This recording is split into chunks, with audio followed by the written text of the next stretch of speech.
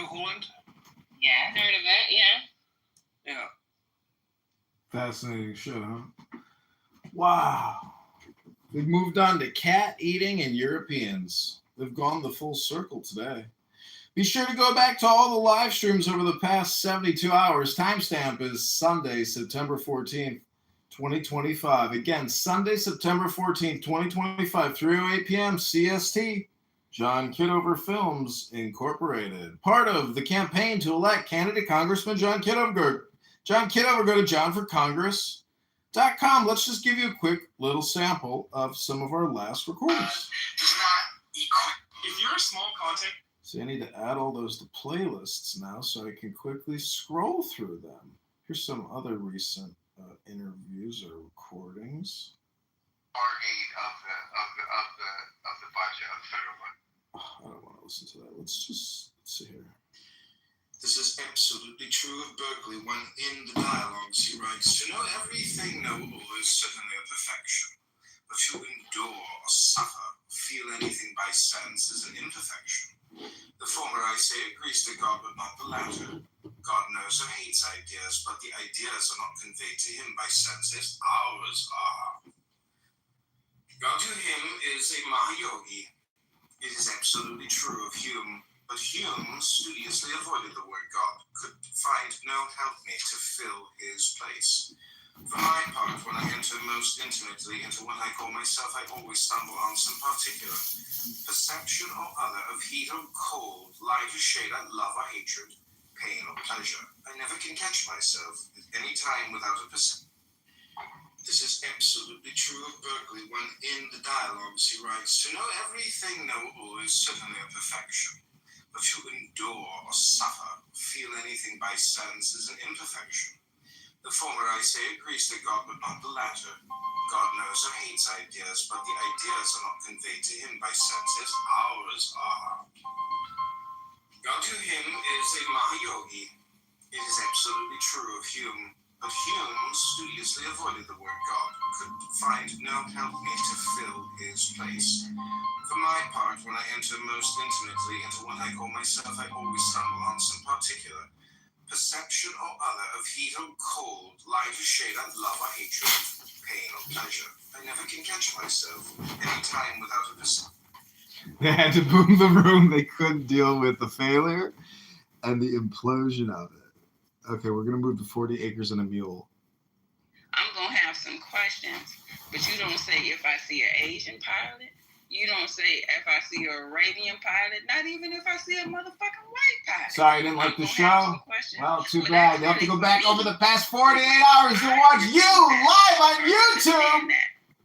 Hope you like the John Kitover Incorporated Films Incorporated. Questioning their intelligence and skills. But you go ahead. Is there anything else?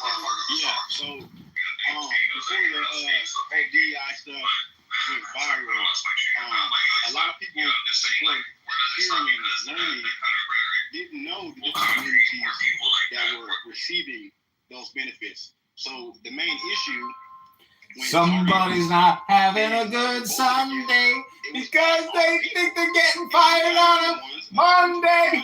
They keep calling. They're so upset. We're so upset about you gotta call for private numbers, huh? Back to my point with that, you can interpret it however you want to interpret it. Please don't cut me out. Let me just finish this point. It can be interpreted however you want to interpret it. But me personally, as a human being, like I said before, I don't want some token black person just because they're a DEI hire to operate on me over the most qualified person. I don't care what color that person is. Give me the one that's most qualified. That's me personally. And if you can't see that, then that's on you. And that's all I'm going to say. So what determines, wait a minute, so color determines whether or not you're qualified or not, right? I know. All right, I got it. Maybe your emotions is clouding me. I said it doesn't matter what color you are. Wait a minute, I thought you said you was done now. I said it doesn't matter what color you are. Don't misquote me like y'all doing Charlie. Don't misquote me like y'all are doing Charlie. Don't get emotional, sir. Because y'all are misquoting me like y'all are doing Charlie. Hello? Are you okay? Because you misquoted me right now. You can't misquote me. You You cannot be Go on mute for a minute, sir. I know sometimes it's embarrassing, but it's okay. It's quite all right now. You asked me not Call to all day long. Please Call give for the me next same 10 time. years. I don't care. It's Okay. called mute. I agree. If you're not qualified to be in the job, you probably shouldn't. You should just go back and watch your YouTube analysis and think should about be the the things you're saying and write it down and write an essay about what you wrote down and what you said. Listen to But it's yourselves. okay. I Listen. Would you understand listen where to you're coming from. yourselves? It's called analysis. It's okay to be I did the heavy lifting for you. I recorded all your public speaking. It'll expand for you. All right, the floor is open, yeah. No, because that's the thing. Like, because Charlie specifically said, if I see a black pilot, he didn't say if I see a pilot of any other race. But 24 said it doesn't matter what race. So obviously, you don't agree with him on that. Instead of just saying, I don't agree with if I see a black pilot, I'm gonna look at him like a big higher. Just say, yeah, I don't agree with his point on that. That would move on with the whole situation. You know what I'm saying? And like I said earlier, his whole stance was very contradictory. And that's the shit that y'all like. Y'all like a contradictory ass motherfucker to sit here and spread damn views to you that don't even fucking apply. Man, that shit ain't even for you. He not talking for you. How the fuck is he in Utah talking to white people about gun violence? Shouldn't he be in the hood talking to them and spreading the message and telling the hood, like, y'all shouldn't be out here killing each other? Like, what the fuck is going on? Like, I don't get what you're talking about. Like, well, go ahead, I was about to go on a long one, but I'm going to go ahead and let somebody else go because this shit's from. Go ahead. I was just saying, would he be accepted in the hood? Like, from all the clips that I've seen, it's not like Charlie Kirk is somewhere like in front of white people, like, hey, you know what's fucked up? These black people was fucked up out here. To me, even like when y'all talk about the DEI pilot, that was a black dude that asked him a question about that, and he answered the question. I don't know. I'm not a Charlie Kirk supporter or detractor. I didn't really watch him that much. What I did appreciate about him, though, is that his whole thing was based around pushing discussion. Whether you agree with his points or don't agree with his points, he gave people the opportunity to come up there and to debate him. Now, people also say, well, why was he at these colleges? But colleges and the liberal outlook is permeating through these colleges, and there needs to be a hard look at what our children are learning on these college campuses. So I don't think it's just as easy as saying, oh, why is he talking about these black stuff among these white people? It always looks like somebody's asking them a question and he's responding. And we wouldn't allow him. Like somebody in the chat said, oh, Charlie's never been at an HBCU. But if Charlie Kirk said, yo, I'm coming to an HBCU, do you think that people there are going to want him to come there and debate with him? Or do you think they'll sign a petition saying, we don't want this type of guy on our campus? Well, I would love to answer that, y'all. I think that they probably would say that they don't want him there, just as Utah said they were signing a petition for his ass not to come there either. And then the minds of the youth, yes, you're right. The minds of the youth is very important, and it's very important to have a balance of what you're trying to plant in their minds. So I'm going to ask you a question that I posed to the floor earlier today, probably about 15 minutes ago or so, maybe a little bit longer, is that if we came in this room every day, or, when we had our discussions and we talked about how white women are the highest recipients of welfare, how white men and women go around the world just killing innocent women and children. They are the most violent people on this planet, so on and so forth. But everything we discussed about the white group was negative. And you were white, which you're not, but we do have white people on the stage, and they are absolutely welcome to chime in on into this question. Would you think we're trying to save your group by having those type of discussions and debating you, telling you that's the problem with your group? Would you think that we're trying to save you? And we ain't gonna never talk about our issues. I want you to understand this is all about you. And ain't shit positive I got to say about you. Go ahead. number one, again, from what I heard of Charlie Kirk, again, I don't watch, I've never seen all of his speeches, so I can't speak with certainty. But I've never seen him in that light, though. I've never seen him just say, like I said, anytime I see him answering a question about or speaking about something black or black people, it's usually a question that's coming from a black person. So I can't say, oh, he's just sitting around just talking about black people when you have black people there asking these questions, right? And then, to be quite honest, there are people that sit in there every day and talk about how bad white people are, right? So, and I think that it's okay for them to do that too. I don't think that everybody has different opinions, and we're not going to agree on everything. You guys crushed it. You guys did such a great job. I'm just here to congratulate you all. Good work. Turn around the applause again. Wow, what an ensemble. What a fair production. What a show.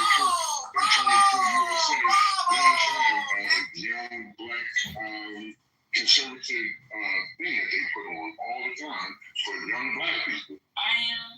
Thank you, sir. But you definitely answer my question.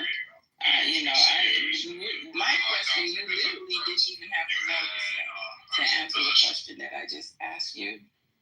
I don't know. Maybe I didn't. I did not answer the question though. Everybody said I can't say that you're trying to help or hurt. You're saying like you made that question to me the way you posed it.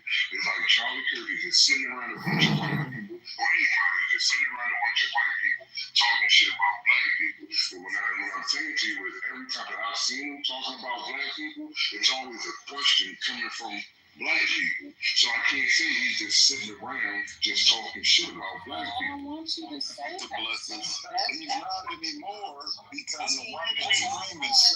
Don't y'all start doing that because I want. This is so. Listen, before we gloss over the question I just asked, let me make this clear. You do not have to have ever listened to or heard anything that came out of Charlie Kirk's mouth to answer this question honestly. Please, people.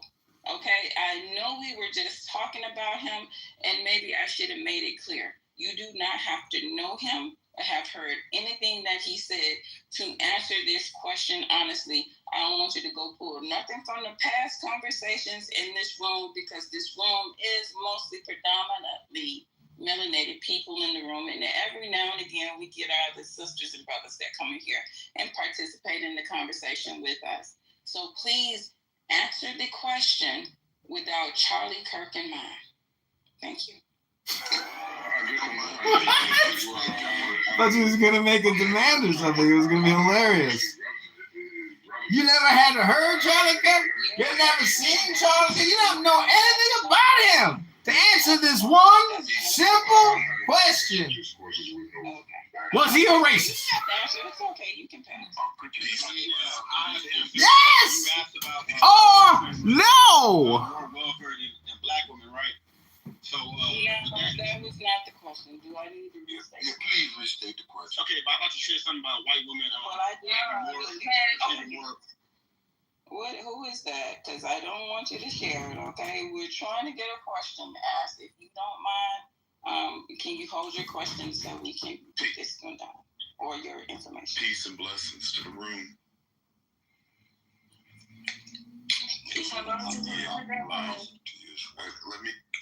Let me say this.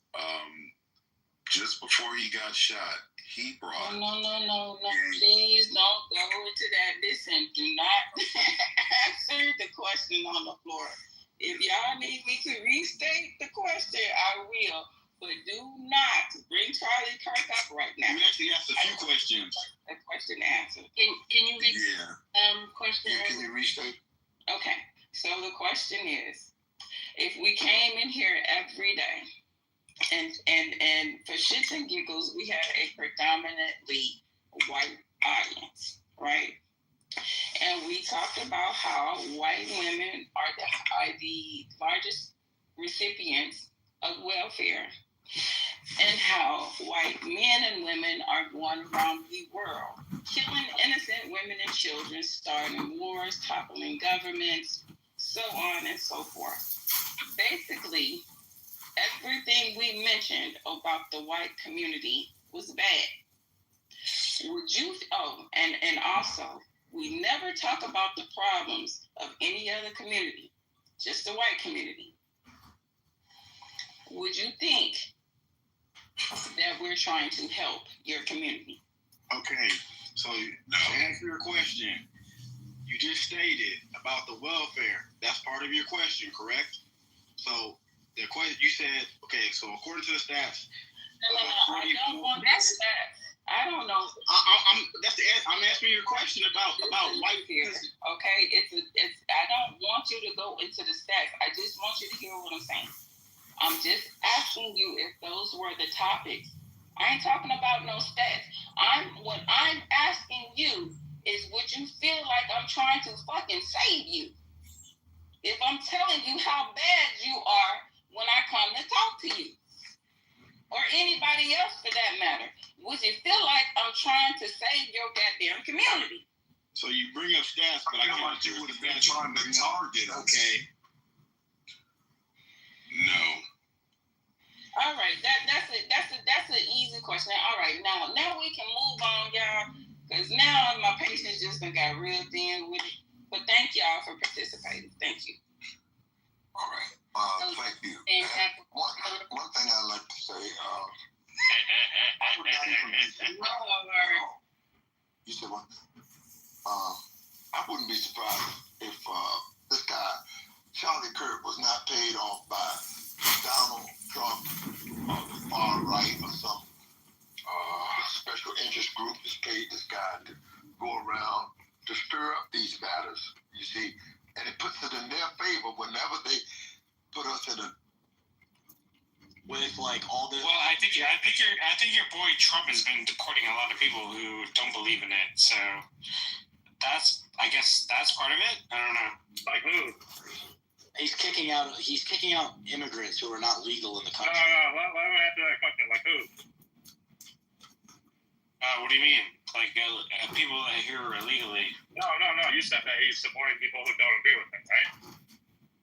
No, I was asking him. I was not making a statement. I was asking. There's like all this apologetic conservatism. It's like, motherfucker. All right, fine. Like, you guys want to celebrate the death of somebody that stands for a lot of what America. I mean, I don't agree with everything Charlie Kirk says. I don't agree with him. It's like, all right, you want to fight? Let's fight. You seem like a company. Can you guys keep your fighting away from my neighborhood? It's peaceful here. The thing is, you're not supposed to agree with everything that another human being thinks or says. This is like biggest people on the fucking This planet. isn't an American issue. We all have the right to speak our minds without getting fucking killed. Right. Yeah, no, absolutely. That's my thing. That like you're gonna kill somebody or advocate for them to get killed because you're too weak to handle a difference of opinion. Either that, like, it doesn't even matter if he can handle it or not. It's the law. We can say whatever the fuck we want to say as long as it's not inciting violence. Yeah, that's true. She's right. So if they want to do it, kill the whole fucking Constitution then. Yep. Well, see, that's exactly my point. Like, it's what they want to do. Like, they want to get rid of the Constitution. They want to, like, change what America is. So, as far as I'm concerned, this group of radical, liberal fucktards are literally becoming invaders of the country. Okay, if you want to be an invader and try to change America, get the fuck out. Like, it's really to that point. Like, I'm not one of these apologetic... Killing Charlie Kirk is not going to stop the movement. We're still going. That's fine, but if there's... I'm just saying, you know, I'm a guy on Clubhouse watching football, but it's like, if there's a fight, like, let's fucking do it. Like, let's fight. One side has guns, one side doesn't.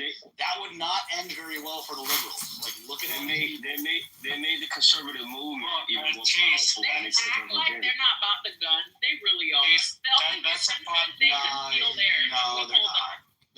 Chase, that's a part of that movie is Civil War, and we don't want that. We all know what would happen if the Republicans fought the Democrats. Right, but we don't want that. Like, we don't. That would be really...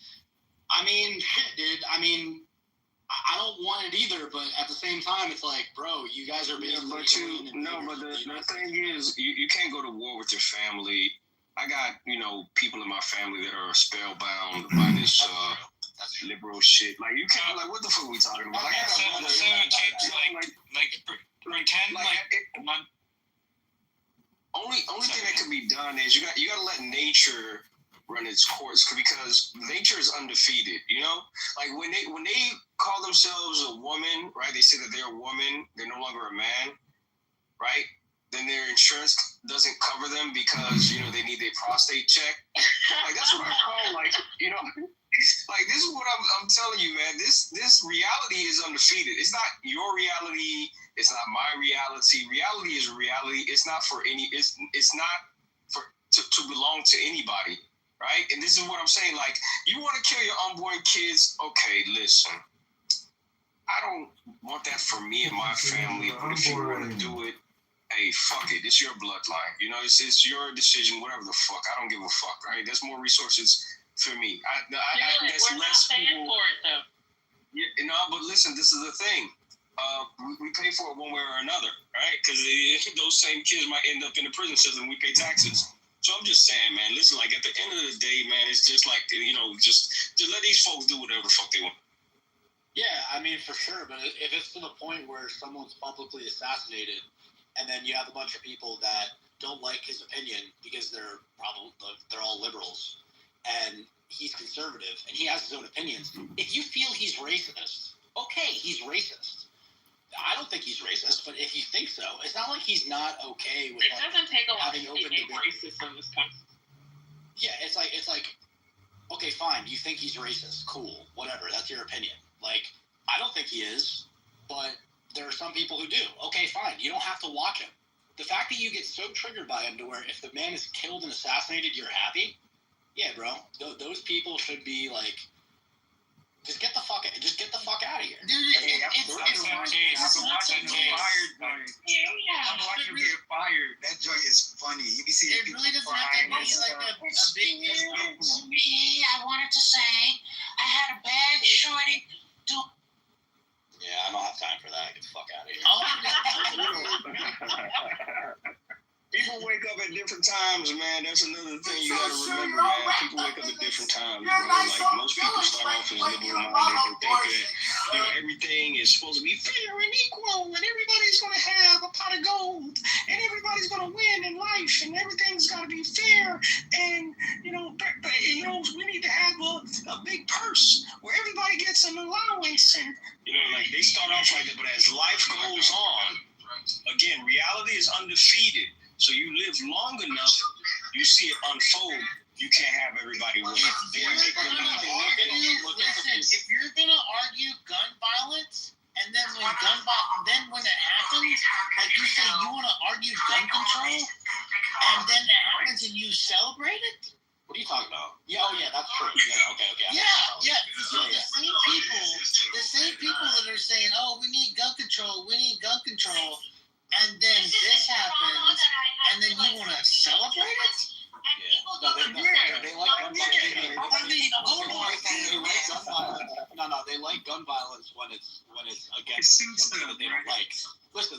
If you look at these videos on social media, these people celebrating Charlie Kirk's death, look at them. They're either like alien body looking people. They're like It's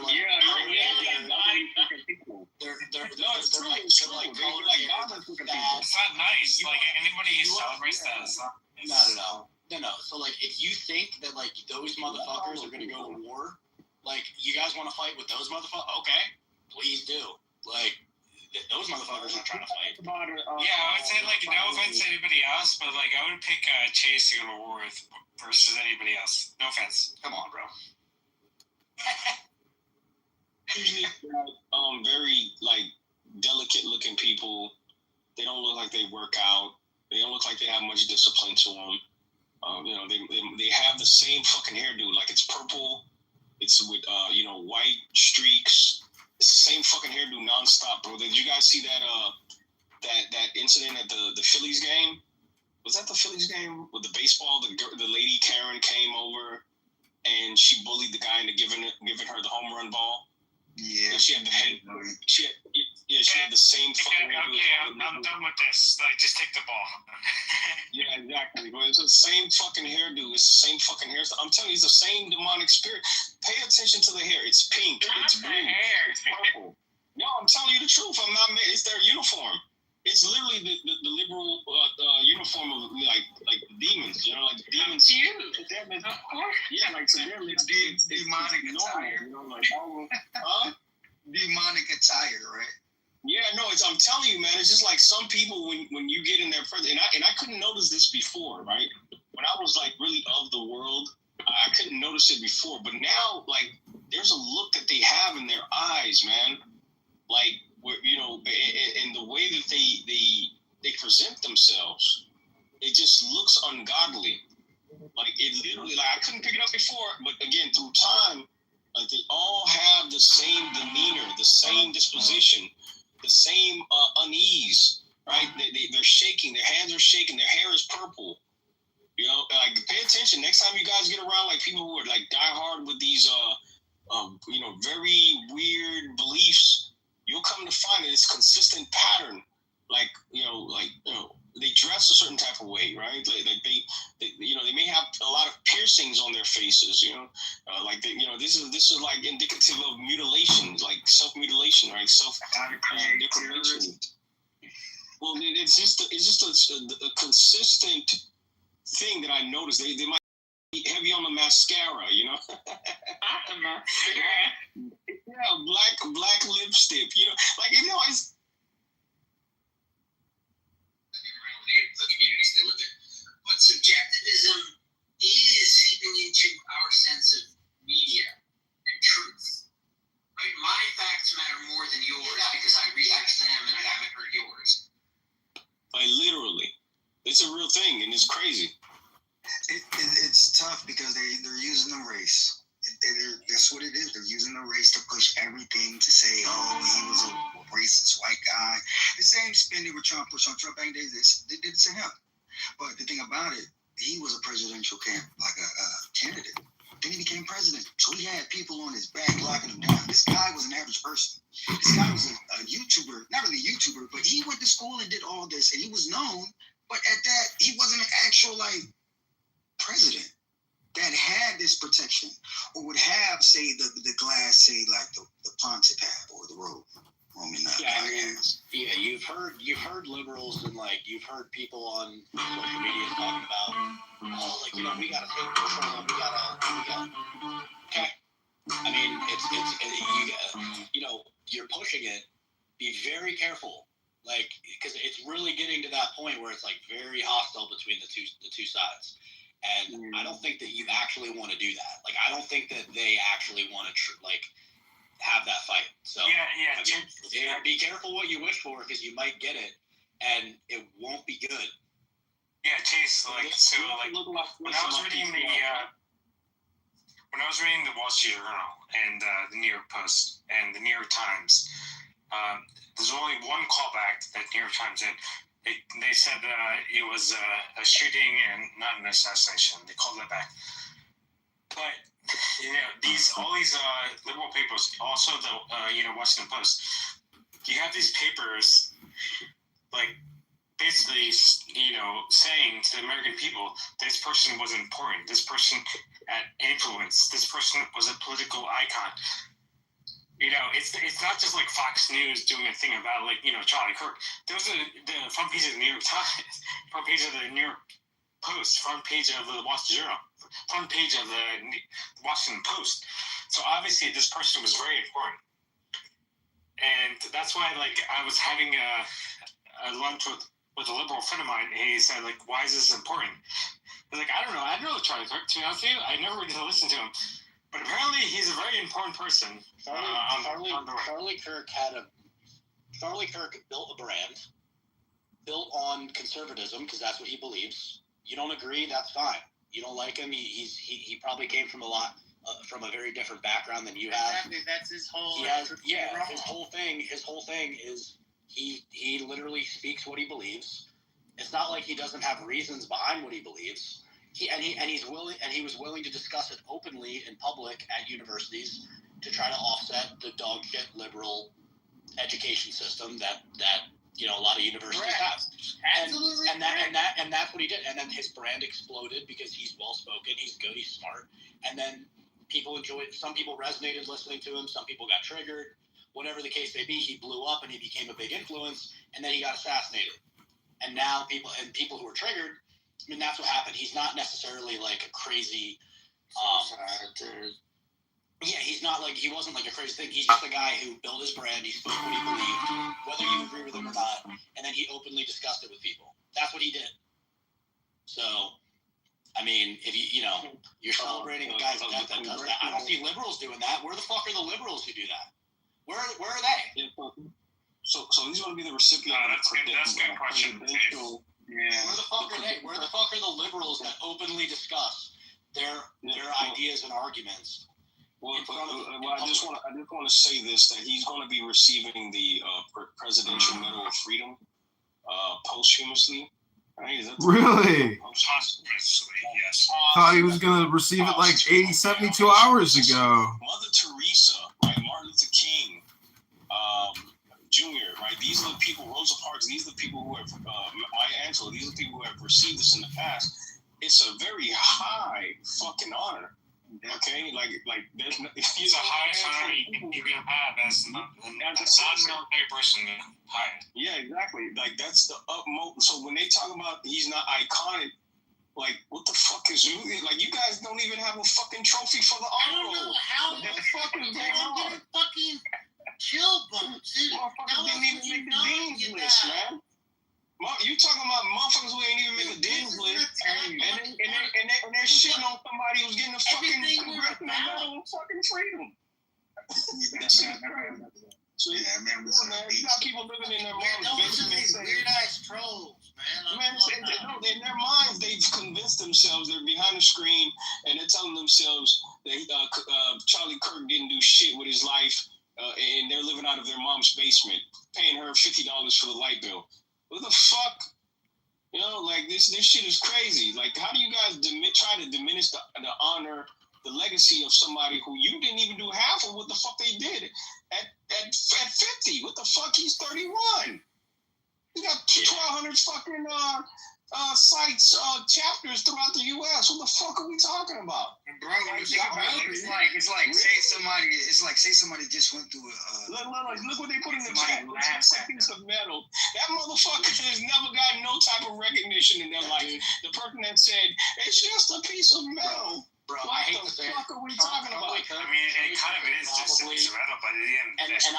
Behind it, no, it's the Hall of Fame, bro. Yeah, I agree with you. Listen. I have a big ego, so this hurts to say this, but Charlie Kirk has probably acquired more. He's probably accomplished more than everybody in this room combined. Like, objectively. I mean, and I don't even like to say that because I have a big ego, but yeah. Hey, bro, I got it. Don't speak for me on the case. I got 500, bro. I'm almost there though. No, I'm just joking. I mean, it's like I don't want to like be a guy who's like coming up here and like promoting violence and stuff, but if it means getting these liberals that are wishing on a man's death out of here, shit, dude, like get them out of here, man. Well, I'll tell you one thing, Chase. Like I've seen so many posts of people being outed for saying heinous things, like in public. Like there's people like in different places in government who are being fired because they said 100%. Yeah, it's not safe.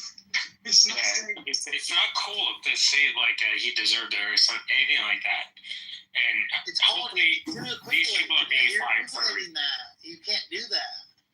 Yeah, because it's not safe. Because of this. Half of the fucking liberals who are doing that are literally trans faggots, literally trans faggots, and then the other half are just like liberal black people who like just doesn't like him because he's white and he has opinions about like racial issues that they don't like. Fuck out of here. Like, you know what what I mean? Those are the people that are like saying this shit. Yeah, it's Half of these guys. You know the funny thing about that? Look, I was with my Chase, you know, my peoples was telling me that he was a racist, and he said this and that about black women and their. It doesn't take a lot to be racist. Comprehend, you know? He was saying something. They were saying, "Oh, he said black women can't do this." I was like, "Hold up, let me look at what he said." I look at it. He named women, and they happen to be black. Why they take that and flip it to say he's speaking about black women in general, but he ain't actually only speaking about these specific women. These people who aren't certified. How do you say certified? Like, you know, those people who don't have this, like I said, qualifications to fill the position. There's people who can fill these positions that'll be better for society. If we have a pilot, like, I agree with what he said, and I understand what he said. But he said that he would feel the way. He would look at the pilot like, I hope this guy's good. Why? Because of the fact that we had affirmative action, and that helped my people out all day. I could never knock it. Right. But what I'm saying It's still discriminatory.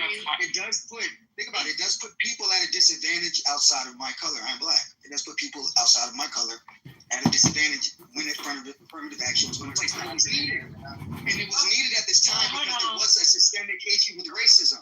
But hold on, Beanie, but what Charlie said was, because I listened to that whole statement, not just the clip, right? He was basically saying that if the pilot is black, he would be worried because of DEI. Right, so hold on. Let me. Yeah, but he was right in saying that. Can I please finish? Thank you. I ain't cut none of y'all off. Thank you. So when he said that, and I get what he's saying about DEI hires, that's not lost on me. But the point is that even with you saying that, he's acting as if those same black pilots don't have to go through the same qualifications. You have to actually go through courses, take classes, and then even pass those classes in order to qualify to be a pilot. So by the time Charlie Kirk got on that plane, there's no need for you to be worried about whether your pilot is black or white. What you should be worried about is whether or not they know how to fly that damn plane. So the fact that you even brought up, the fact that he even brought up race in that context. Hold the respect your So you're not going to think from a logical point. You're going to think from an emotional point. I'm not emotional.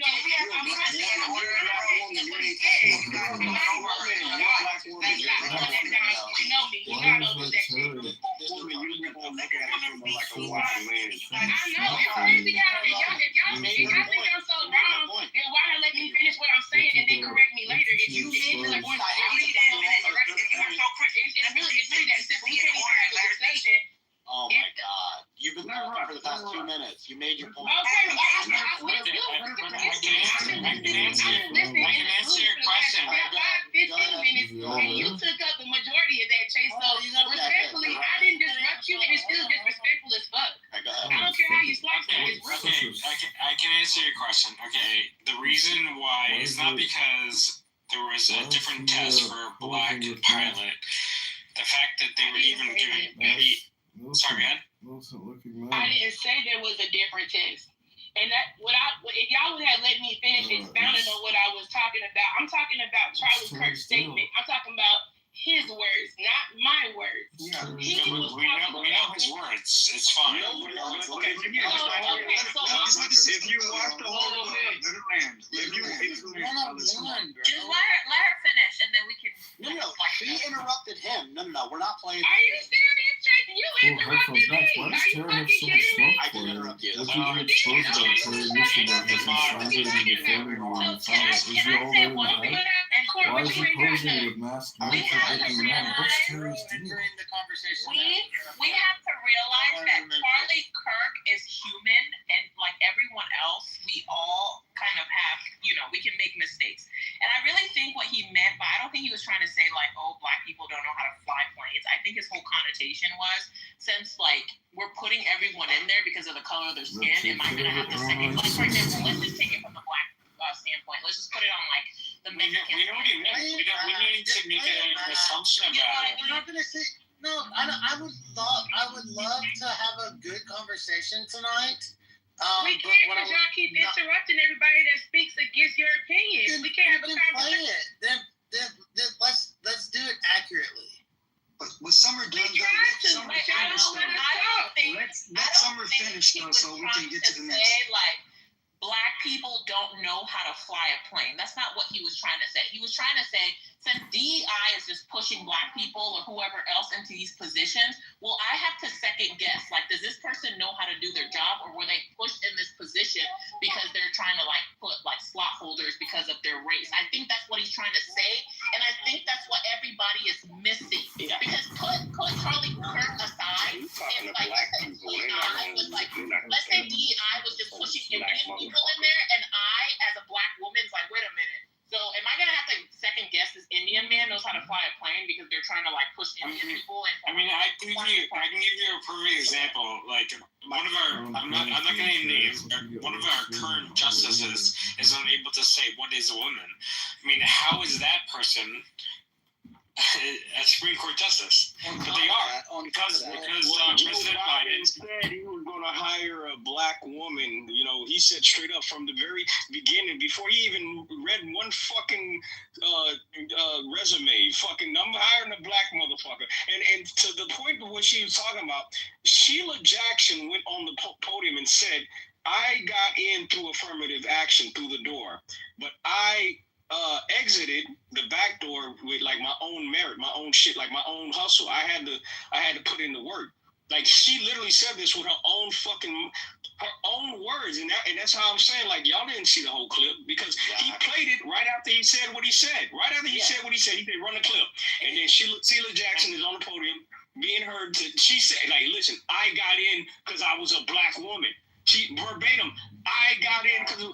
And beyond that, bro, like I've gotten jobs because I was Black. What the fuck they had to fit diversity quotas? What the fuck are we talking about, man? So yeah, like but I mean I got college degrees, right? But I can't tell you that I didn't beat another equally qualified person, right? Because I leaned in at the finish line with my Black skin. You see what I'm saying? Like we both have college degrees. You got a quarter to meet. He's white. I'm Black. You got 50 white people already here. Not one single Black person. Who the fuck are you going to hire? And on that too, he was responding to somebody else that was talking to him. So again, like it's not like he said, "Oh well, he's Black, so therefore I'm not fucking." He was asked the question. He responded his opinion. Right? That's what he does. That's his business. He fucking answers questions openly and discusses things openly. Do you guys not understand that? That's number one. Number two, it's not like he fucking like said like, yeah, well because they're Black, like, I don't want a pilot. No, he was talking about a specific political issue, you fucking morons. Number three, even if he did say, yeah, I don't want to fly. Like, I don't want to be in a pilot. I don't want a Black pilot. Like, I don't want one. Like, I think I don't feel comfortable with that. So fucking what? Even if he did say that. Well, I don't want a fucking Black pilot and I'm fucking Black.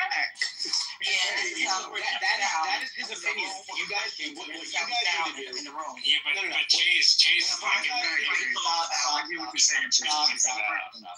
What you guys need to do is you guys need to grow the fuck up. Why does Terry smoke for you? And you need to. What did you expose about Terry Newsom that has you slandering and defaming you and your father? Is he all there in the head? Why is he posing with masked nose and everything now?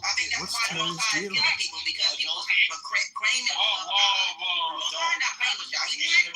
You shouldn't say that. He said if it's evil in the city, okay, you shouldn't say that. You shouldn't say that. It's not appropriate. Now you want to play this karmic energy thing? Okay, so all the Black people who were enslaved in America, that was their karma, right? They deserved it. George Floyd. Okay, if you read the Bible, it actually says that. Yes, it does. Because it's a function of God. That's what it says. Just like Charlie dying was the will of the Most High. Wait a second. So you saying that the reason why Black people are fucked up today all over the planet is because of their karma? Do you read the Bible?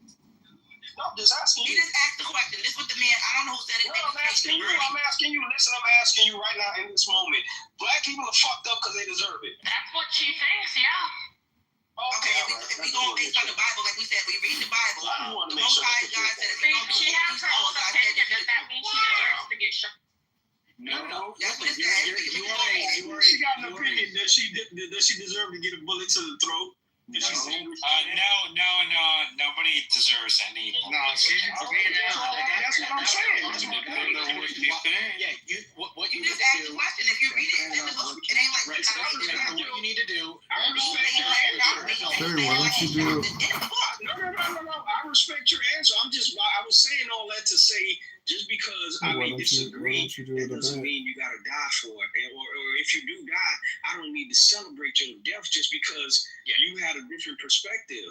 You see what I'm saying? This is what the godless, and that's what I call them, y'all. I call them the godless. The godless don't seem to comprehend that. Hey, Haitian. Yeah, but the thing about it is this. Like, I'm in this room, and you guys supposed to be fucking Christian. You don't even know anything about the book. The room is the word that they carry it on. Haitian. He used the Bible as a weapon. I'm just using the Bible too. If you read it, it's in there. What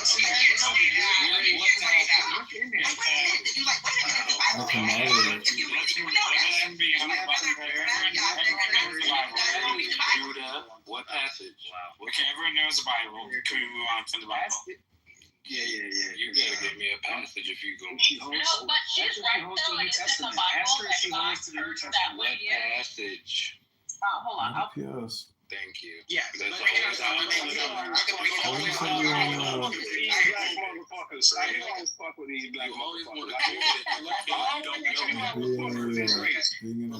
he said like did you say you don't want to F with these black mother effers? Is that what he said? You don't want to even with these black motherfuckers. I always knew that I was fucked with them. Because I'm too like different from them. So I know that. I'm alive. Hold on. I have the passage, right? So it's basically an interpretation of Genesis 9, verse 22, 27, when God cursed the Canaan, I think. And I guess black people were the descendants of the Canaanites. So I think that's what, was interpreted. Terry, why don't you do a debate with Mark Rice or Maxis and prove how much of a patriot you are? I can moderate an extra clubhouse for kids. Why does anyone keep accusing you of being an FBI informant, a Republican, Democrat, fraud, and liar?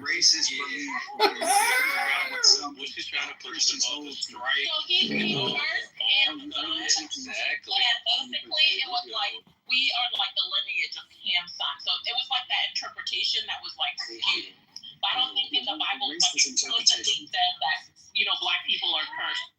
Yes, he did. I wasn't talking. I know what you're talking about. I'm not talking about the Canaanites. That's why we know Democrat. He did say that. That's in Genesis. I'm talking about when you read the book of Deuteronomy. He said, "I put before you blessings and curses, life and death. Choose life, so that you and your seed may live." He said, "If you do all these things," he said, "all these blessings will come upon you and overtake you." But he said, "If you do these things, all these curses will come upon you." Right? He said, "I have told you," like he's telling you, "I told you because you're a peculiar people." He said, "Because you didn't obey me," he said, "I will punish you for your sins." He tells you will go into slavery. He said, "You will serve them for all your wants and needs.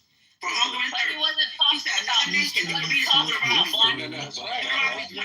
he said, "Another nation from far will come and take you and bring you into slavery." He said, "They will have no regard for the young or the old." He said, "It is a whole." You could just What are talking about black people though? So who we talking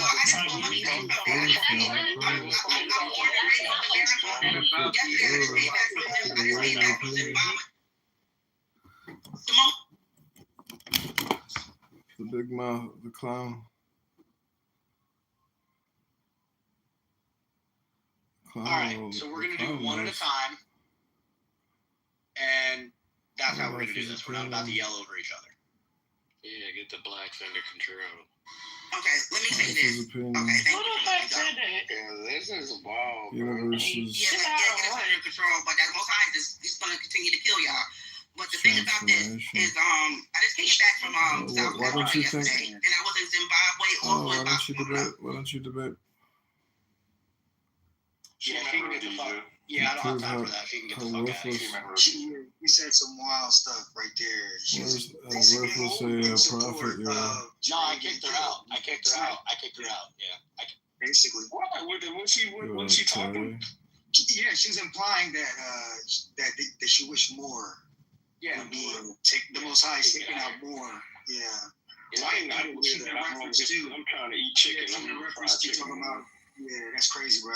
And that's that doctrine that leads people like Proof how super worthless way a prophet off of patriarch, Terry. Oh, what a loser. Yeah, I don't got time for that. And you don't hear white people saying stuff like that. Yeah, you don't hear white people saying like that about black people. You don't hear none of that. Wait, but hold on. In all fairness, though, hate speech is still free speech, isn't it? Correct, Dom. Yes. I'm just saying. Y'all are sis with her. I mean, y'all going against what Charlie Kirk. No. I didn't want to hear her anymore. I decided with my own free will to kick her out because I'm. No, I got you. I'm just simply saying that. I got you. She wasn't inciting violence by saying that's why you guys are going to keep getting killed. That's inciting violence. Yeah, I mean, whatever. I just didn't want to hear that lady anymore. So she's out. She's gone. And what's even a woman? It's gonna take more you guys Even out. a woman. That's how the Most High is gonna take more you guys out. Yeah, that's crazy. And she's speaking in reference to what happened to Charlie. Party deal. So yeah, it's definitely crazy. Yeah, she can get out of here. Oh, get a life. Oh, Haitian, what I was saying before her is like he was in support of what happened to him. If you listen to it long enough, You're talking about the same completely like he talks about. We're not. He said he's okay with deaths being had as long, Right. No, I know the part you're talking about. In favor of his. You're talking about when he said that he thinks that some deaths are worth it. Yeah. You got the balls. Yeah, you're got. Your life ain't better than theirs. That's not what he said. That is. Yeah, no. But listen, his life was worth it. His life was worth it. Listen to what's being said now. So why don't you do a debate with Mark Rice and Access and prove how much of a patriot you are? You can moderate and actually purposefully. Chris, why does everyone keep accusing you of being an FBI informant and Republican Democrat fraud and liar? I can't be a shooter. Hold on. The thing is, when he made that assertion, you should be ashamed of yourself. Safe again. Well, it sounded like he didn't know that could have been impacted to his life. With Mark Rice and Access and prove how Like, much just of a being fair patriot now, I gotta be fair. As much as I like Charlie Kirk, he's not God, bro. Being an FBI informant and Republican Democrat fraud and liar. Violent criminals, not He was talking about. The hate to be fair, okay, what he's talking about is the fact that every day 2,739 people are saved by guns. Let's focus on that. So if and that's like 1 million people a year are saved by guns or stop crime because of guns. So if we have to balance that with I forget the number, how many gun deaths there are each year. Yes, some people are going to die because of gun violence, but when we balance the benefit first, that's what we get. Now, people also drive their cars and millions of miles each year, and 40,000 people die from car accidents each year. And sometimes the people who say, yes, I like having a car and it's essential to my business, also get killed from driving in a car. It is not a hypocritical statement. It's just all you're trying to do is explain to idiots how it works. But I would think in a car accident. It's crazy that we have to do that, though. Like, it's crazy that we have to break it down like that for you guys. It's the yin and yang. You can't have one side without having the other side. It wasn't hypocrisy. It was irony, bro. It was the wild ass irony of that. I get what you're saying. But again, he stood on that shit, bro. Yeah. He stood on it. Like, so again, he said, hey, this is what. And if you want to tell him that was something that would have been a possibility, which we all know that's a possibility for any one of us in this room, That's right? And mass shooters are running around this bitch. Right. Yeah, and I got you. I was like, what is the difference? Hold on. I want to hear Ellen. Yeah, this is quick. Not every car accident is the person's fault. Sometimes you're just driving along and some immigrant from India or Nepal driving a truck who doesn't speak English tries to make a U-turn on the freeway, and an innocent family plows into the truck and it kills the entire family. Yeah, but it could also be a white teen drunk driver also. That's right. You're right. All right, let's go around the room I and don't know why. come up with every possibility. The white teen drunk driver is a very small percentage when it comes to motor vehicle laws. Kill people as well, intentionally. No, it's following a fish can actually read it. Dude, a lot of drivers that drive drunk and kill families. Okay, I don't know who you're hanging out with, but apparently, you should not be. They have mothers against drug driving for a reason, brother. That's what I'm no offense, by the way, no offense. Yeah, no, there's a mothers against drunk driving. They call it MAD, right? Because that shit was like through the roof. Like, as far as drunk drivers, and a lot of them were teens drinking and driving and shit. Like, most older aged adults are not drinking and driving. To be honest with me, it's the younger people that's doing this shit. But people also use cars to actually kill people. I mean, do really bad things to other people with cars intentionally. So you also have to look at cars can be used as a weapon as well. Just saying. Cars are the purpose of a car is not. I know what you're saying, but the purpose of a car is not the same as a gun is a purpose. For the record, cars don't kill people. People kill people. Guns don't kill people either. So what are we talking about? Yeah, it's the bullets. That's my point. It's a kinetic force. It's a kinetic force. What I'm saying is I'm purchasing this gun to do said thing. I'm not purchasing a car to run somebody over. Okay, well let's take it all the way back to the mother that birthed the person that shot them. We need to blame all the women. Let's take it all the way back. It's women that are birthing. You might as well blame the father for not pulling out, because okay, well now we're talking. He could have pulled out. Yeah, he wanted another side of it. So yeah, that's his fault. Fuck. Their fault. Could we give his dad some recommendation? That's right. I'm sorry. I agree. For teaching his son a good shot. Oh, sorry. I'm sorry. I changed my mind. I agree with the people who want stricter gun laws, because when I failed that test in 8th grade, I didn't fail the test. It was the pencil that failed the test. That's right. It's the pencil's fault that I failed that test, and we have to have more restrictions on pencils. The same people that are restrictive gun laws. Crayons, bro. That's crazy. Nobody needs a fully automatic pencil. No, not at all. They don't have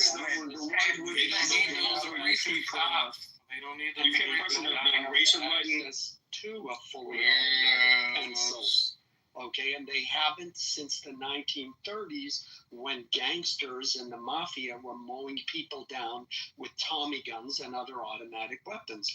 So under very, very, very, very strict regulations are people even allowed to own them. And as of right now, you can still own it if it's grandfathered in, but if you want an automatic, M1, you have to buy the tax stamp, the ATF stamp, which at a minimum costs, and this is about 10 years ago, $20,000 just to get the permit to own that gun. And then you got to find somebody who will sell it to you. So it is highly restricted. Nobody owns an automatic gun or an automatic pencil. Legally.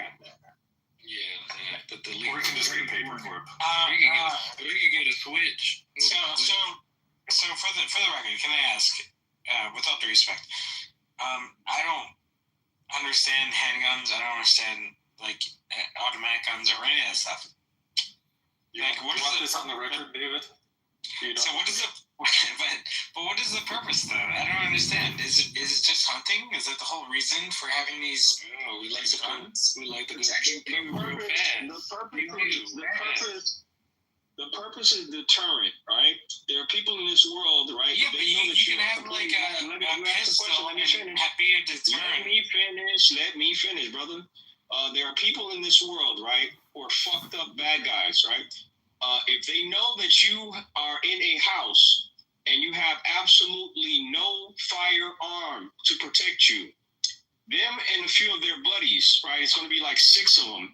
They're going to be emboldened to go in there, fuck your wife, kill your dog, or maybe fuck your dog and kill your wife. You get the whole point? Like the minds of war. So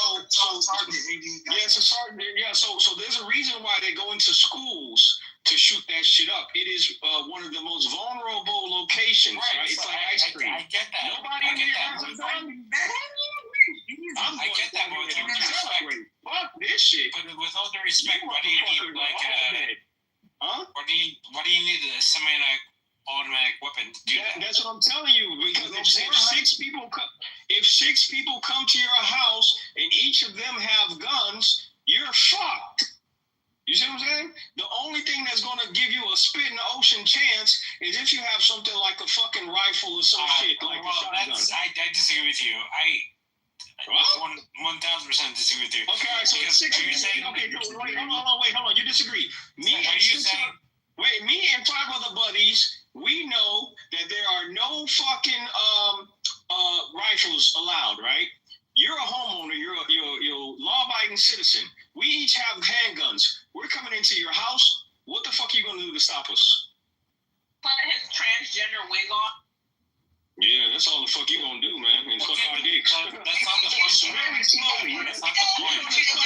Listen, hey, you're gonna suck our dicks very slowly, one by one. This is very detailed, and I'm wondering why you have all these details. You might enjoy it. Listen, you might enjoy it. Okay, with all due nobody's gonna ask. Me and my 5 other friends might enjoy it as well. You know, I'm just saying.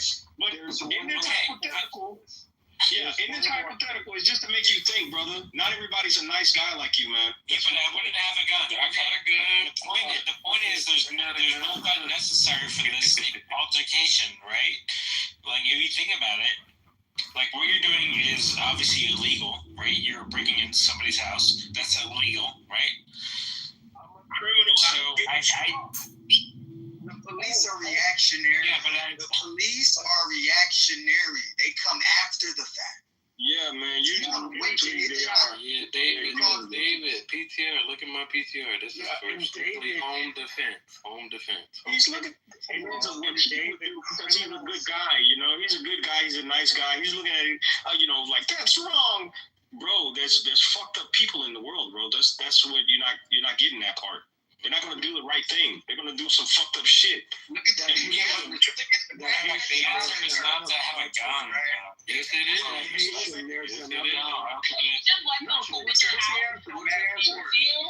Criminals come with guns. What's the answer? What's the answer? First of all, if you were going to come to my place, right, with a gun, hopefully I would call the police. And they would come. Yeah. So what's the issue? Do you live in America? You're gonna call the police out. Yes, I live in New York. Okay. So you're telling me that if I come to your house with a semi-automatic gun, right? You're gonna just sit there and be like, hold on, don't do nothing. But what does that person do? You don't have the right to tell criminals what they're doing with their guns. You just have to get your gun to protect yourself. You're all criminals, so maybe you should deserve to get shot. I mean, criminals and shit. You play on the ball, deserve to get fired. You know, with a bunch of people that have guns and they're all criminals, and hey, you're just setting yourself up to get shot. I mean, you have to be real. I have a lot of guns. I'm not a criminal. Yeah, but David, for the record, robbed randomly. Hypothetically, they're criminal and they deserve to get shot. Just people just get robbed, right? And that happens just on occasion, right? And what could you do about that? Go ahead. What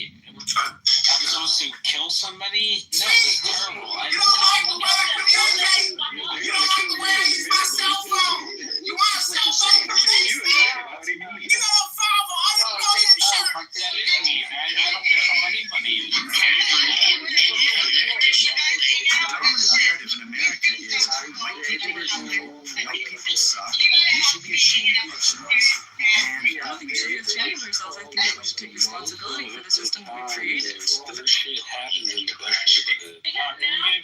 Can we give Alan the mic? Burning Palestinian flag. This shit doesn't happen where I live at all. He said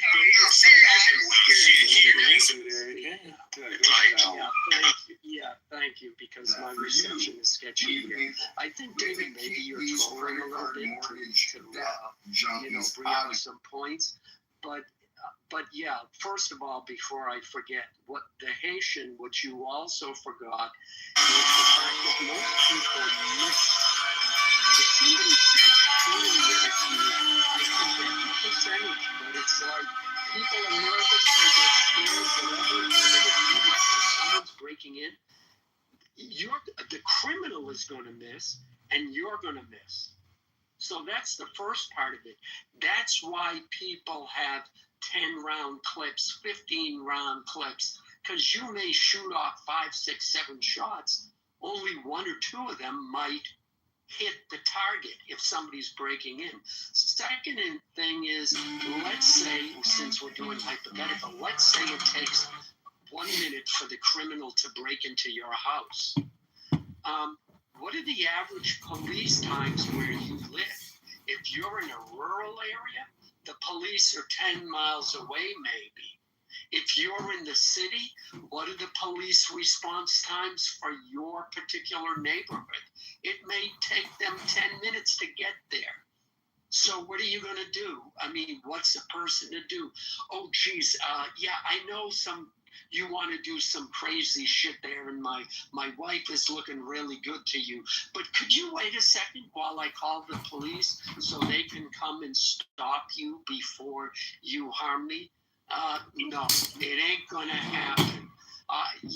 If you want a comical argument on this, watch Bill Burr and all of his routines about buying a gun. He has a whole routine about a psycho breaking into your house with a sickle and attacking you. So it's hilarious. But yeah, I get your point, David. And ultimately, you don't want to kill anybody. If somebody wants to kill you, you cannot reason with them. If they intend to... Alan, can I ask you a question? Sure.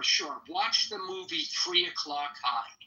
It answers that philosophical question perfectly. I have a real quick question about the movie. Hang on, real quick question about the movie.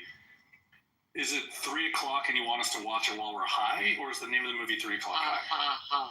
No, it's about a guy, an average geek, who pisses off a bully, and the bully says at 3 o'clock you and I are going to fight. Oh, that's a great movie. I remember that movie. Yeah. And the geek does everything in his power to negotiate out of it.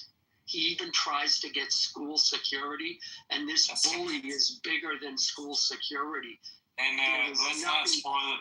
Don't spoil the end of the movie, by the way. Yeah. But yeah, it's a great movie. Anyways, David, you wanted to ask me? I'm sorry. What was your point? I'm saying No, my point was if somebody intends to do you harm, you cannot negotiate your way out of it. I mean, it's just as a general rule, I'm there. I want to rob you. I want to kill you because I like killing people. That's it. Is that a confession? No, don't. Yeah, like I was saying, first of all, okay. I don't like. Obviously, I don't like hurting people. I don't like. I know. So do you? I don't like using the K word. I don't like doing bad things to people. So like my point is, there's a rush adjustment. Like I was in another room earlier today where a lot of people was like kill. And I'm like, no, let's not do that. I mean, let's just calm down. But for some reason, because of what happened with Charlie, there's a lot of people that feel like that killing is the right way to engage in that situation. But like, no, that's not the right way. So yeah, this is like godless liberal motherfuckers. So what that do you are celebrating a man's death? And that's what you're talking. So what do you think the punishment should be? I mean, he will go through the court of justice, and if he is found guilty, then whatever happens happens. You don't think the death penalty should play up? Yeah, man. Listen, there's gonna be copycats that think that it's cool to kill motherfuckers for having a difference of opinion. Nah, you got to go, bro. That's exactly my. I. You gotta go. Fuck that. What the fuck you think this is? You know, what the fuck are we in? Like, with all due respect. No, we're not in your. We're in the stage of history where. Yeah, but with all due respect, the way the American justice system It's not a mystery anymore. we have an American justice system. But what do you mean the American justice system? The death penalty before, bro. Like what? Did we ever figure out if that was the true motive?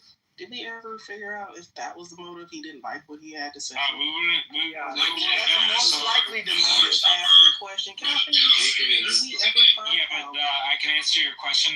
We will go into Can I court finish because my question before you try to answer it? I'm going to answer your question. You can't answer a question I didn't finish asking. The question was, did we ever figure out what the motive of the shooter was? Was it necessarily he didn't like Mr. Kirk? Or it could have been mental illness. He just over there screwing around. And I can answer your question. Mental illness or not, he should be made an example of. And I am. See, because I'm gonna give you a bean right now, because this is how much I believe in equal expression, right? I'm gonna make you a mod. Now I'm gonna make a mod because we need to have balance, right? Yeah. There ain't no sensitive happening. You know what I'm saying? You go ahead and rock out. And you go ahead and bring a different perspective, a different point it's of not view. a different perspective. I just think that the conversation. Well, no, you are though. Yeah, I'm just asking if we're gonna have the conversation. So they don't know whether yet. Somebody they don't know yet, and that's supposed to all come Thank out. you, and that's okay to say. So I am finished. I am finished. I was answering your question. Thank you for the clarification of that. That we don't know yet. We don't know the motive. They don't know. We know. Hold on, let me finish, please. Go ahead, see. So he's obviously from a Republican family. He's not partisan. Hang on, let her finish. He's non-partisan apparently. So we really don't know. And the way it's looking is whatever it is. A lot of these kids, a lot of people, I must say, didn't. Both Republicans and Democrats didn't like Charlie Kirk for a lot of reasons. So I'm just saying that. So this should not be political at this point. And however they're going to come out, let me finish. However they come out with the information, I mean, I'm concerned whether or not it's going to be slanted. I do. And at the end of the day, it's this young generation that I'm more worried about. I think it's a generational problem. And I'll be straight. And he was a representation. The problem is the kids, this next generation is going to go to school and put their hands over they're going to learn to put their hands over the rhymes. That's what they're going to learn to do. No, we do not know why he was shot. There were a lot of people that don't like him. There's a lot of people that don't like Candace Owens. There ain't nobody shot him. We do know. Yeah. You're trying to say because he was laid on his red or some shit? What the fuck? Speaking. Excuse me. I am speaking. We can kind of to popcorn. We can kind of narrow down why they did it, though. Why he did it. Don't get shut off the stage. No, we can't. Just hold on a second, and you can go back to popcorn. You can have it. I just say, if we're gonna have an honest conversation, just true. Just go ahead and say we don't know the motive. He could just be some lonely kid that was bored one day and did some bullshit. He decided to shoot somebody. No motive. Yeah, this is so cool. Okay,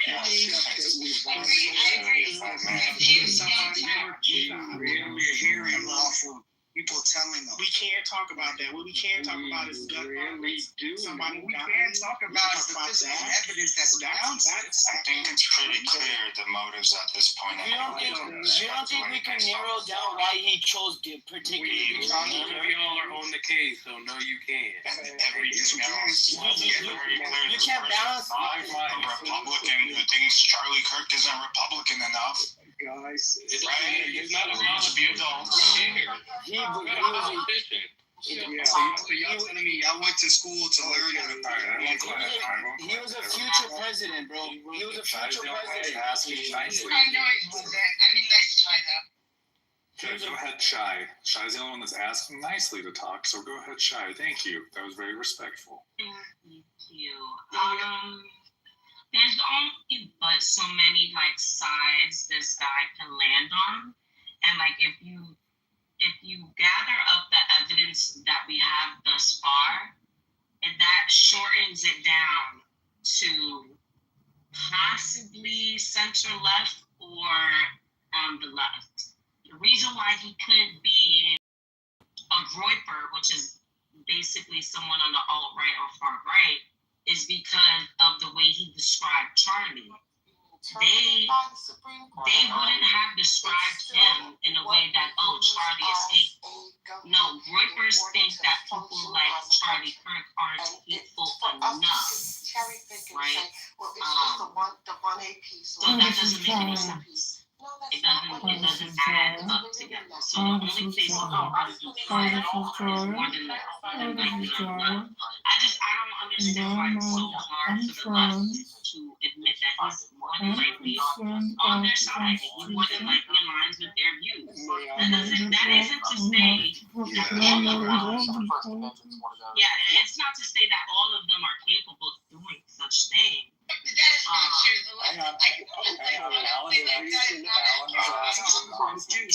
I go after Alan?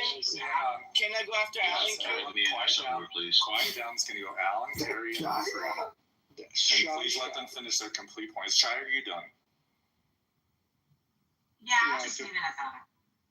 Okay. Yeah, Shy. The reason why it's so hard for them to admit it is because they are desperately afraid of the fallout from this, and they want to do everything they can to deny their responsibility for this and the other, and the last 10 years of them demonizing the right and calling for violence against the right. Look what, I forgot about this. Look at what happened with all the Tesla dealerships. Elon Musk says, you know what, I'm going to support Trump.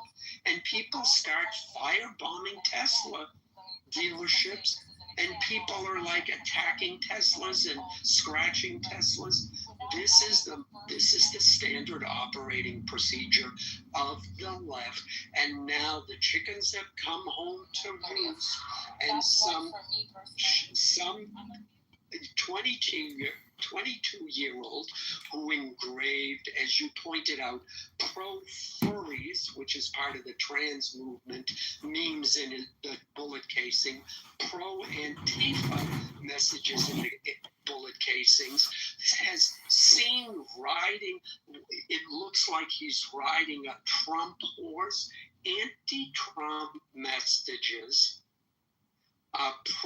pro-leftist things, and it's now come out that his roommate, who was a furry and was transitioning to a woman, that they were lovers. I haven't seen the report, but they were at minimum roommates.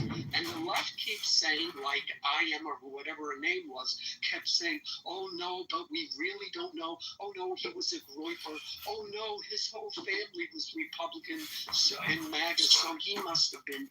They're squirming around in their seats because they know this is their assassination, and middle America, moderate America knows it. And the fallout from this, I'm calling this the JFK assassination of this generation, and it will have repercussions that don't bode well for the Democratic Party. Period. I'm done. Thanks. Sorry. True. That's definitely true. No other incident has the Democratic Party more shown their hand. Go ahead, Terry. I wanted to agree with everything that Alan said. We got robbed of a future president, a potential future president. I'm afraid that now you can't say shit anymore, and the freedom of speech I feel like is under attack. And I think a lot of the Democrats are definitely scared because of what could happen because of all the years and years of demonizing the right. I just think it's a really, really fucked up time right now. And most likely, he 100%, 80% that he was a lefty. All those years and years of being brainwashed and being told that the right is fascist, the white supremacist, all this fucking extra bullshit, it really brainwashed people. And we're not going to be able to say anything. It's just fucking crazy, man. Somebody who was really deep in it. It was, it was like furry trans stuff. Right? When you get deep into it, that's where your brain starts working that way. Physically, it changes into thinking that way, and it's diametrically opposed to, how people think. I don't doubt that he probably think he did something right. And I mean, it's because they brainwash you so much to think that, you're fighting fascists. That's why they're so determined to just follow through and do and say whatever they want to the right. Yeah, the rhetoric they've been using, like the rhetoric they've been using on the like prior to this event with Charlie, the rhetoric, pick the shit out of him. Excuse my language. Punch him in the face. I would punch him. They are actually talking about violence, acts of violence that they are talking about they would do.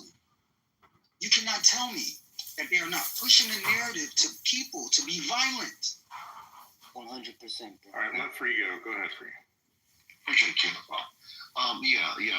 everyone, and not to some of David Cherry, I think we're all on the same page, which I think is just obvious at this point. They're doing everything they can to distance themselves, and the main reason being that should bother all of us. Not only they don't want to be accountable, hence, if you're accountable, you have to, make the right amends, but that's the thing, they don't want to. They want to further this, meaning that I don't even think it's cognizant. I think the fact that they don't want to take accountability for us because they want to be looked at as the bad guys, that's one thing, and then of course, it enables other people to do it. When you celebrate this type of stuff, we know celebrity celebration, that means that you typically want more of what you're celebrating, right? Because people want to kind of be celebrated, and they want to do celebratory things. And if we're saying that you're taking out the people who are supposedly harmful in our society, then you're likely going to get more activists doing such a thing, people acting on this. So, of course, like Alan said, the Tesla attacks, the Trump supporter attacks, the healthcare attacks, the political attacks, the ICE attacks. I mean, we can go on about all the things the left did, not even talking about the BLM shit and the other Antifa shit. So this party has been a force of violence and intimidation for the longest, doxing people. Yeah, exactly. All in the last 5 years, 10 years, doxing people, cancel culture, and canceling culture. Like the whole idea of doxing someone is not just to get them fired, which is of course part of it because you at least want something, but it's also to provoke one of the loonies in your party to carry out the actual threats, to carry out deleting somebody. Why would you need a person's home address and schedules and relatives because they said something that you don't like online? You want somebody in your party to actually go and do something to them. And now we having that being full fleshed out. And these people feel like they are heroes, which goes into the celebration thing. These people feel like this is a good guy. So, of course, when Luigi did it to the healthcare guy, all the memes about him being a good guy.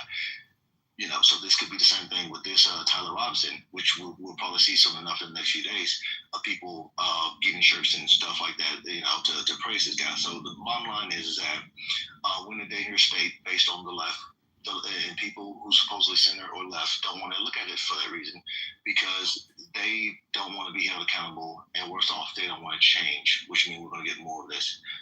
That's all I'm saying. Their reality is imposed, is based on lies, so their communication is always based on manipulation. Yeah, bro, it's like somebody coming and telling you wouldn't you want to get rid of all the people that are oppressing you and all the fascists and crazy people, and then the guy goes, yeah, we need to get him, and he thinks he's doing something fucking right. Yeah, because they blame their problems on the right or the current state of affairs. Their morality is based on changing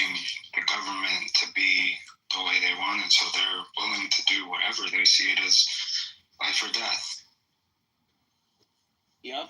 And scary thing is, people like us would be silent because they're so loud and trying to cancel anyone that's opposing that. Yeah, they because they control so many institutions, so much ideological capture. The most powerful people in these institutions are trapped to have golden handcuffs. You have to entertain their every whim, or else they just throw a tantrum, and then what can you do?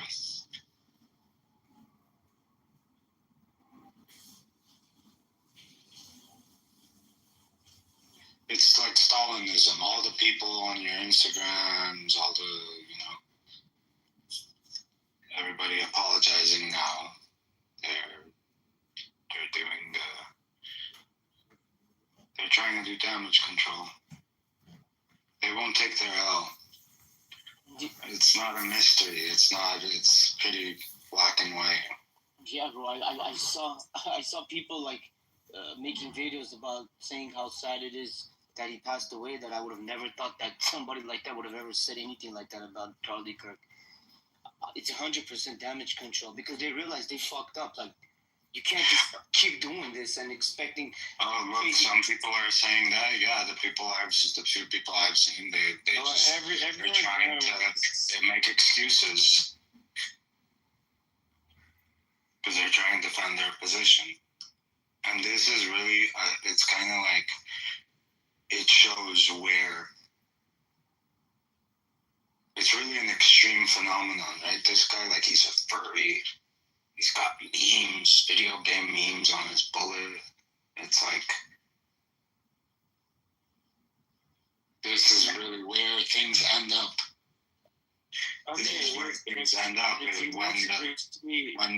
when traditional values don't have, when you don't account for realities.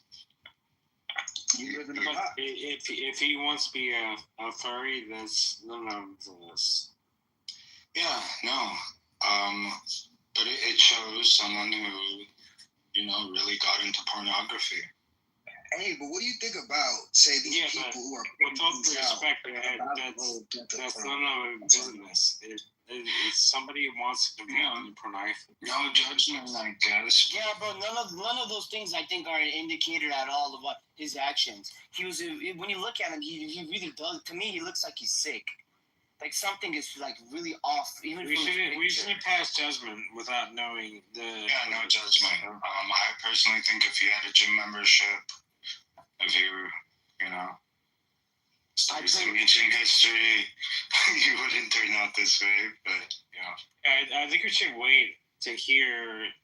Obviously he's going to appear in court, and we can wait on that situation. We should not. Yeah, go ahead. Sorry. I would say, I hear what you guys are saying. I'm sorry, brother. I got you free. Let me just say this real quick. I'll let you take off, brother. I would say it's tough for me to see how they cannot see where he got this from. His family at home is a staunch Republican family, right? We agree. He went to college.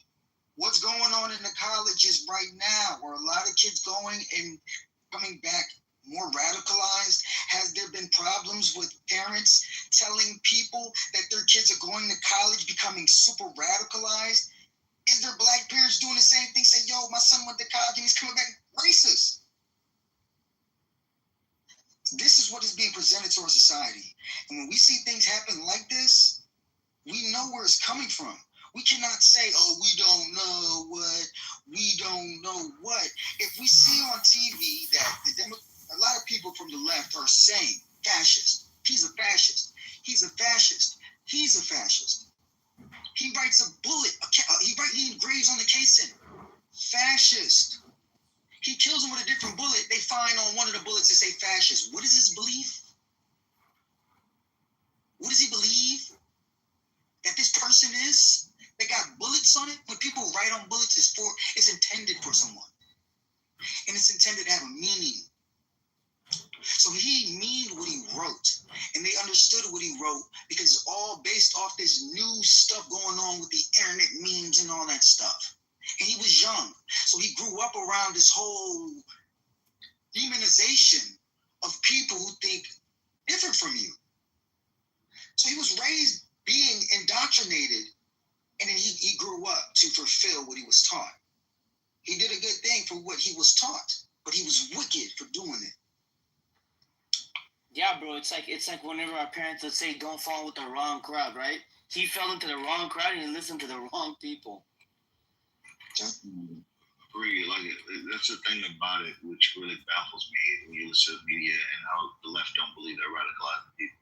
Like we didn't have this issue over a decade ago. We didn't. Like people had their own positions, people talked it out, they just moved on about their life. But now people are showing up at people's houses, stalking them, like I said, doxing, all this other crazy shit. We are in a vastly different society. Let alone in my lifetime, let alone follow all of American history to where we've gotten this extreme. So they're totally negligent of the effects of their rhetoric. They really are, and they won't stop it. They won't turn it away. And so the whole thing about Nick Fuentes and the worker shit and all this bull is every attempt to detach this from them. That's all. It can't possibly be them. It has to be something else.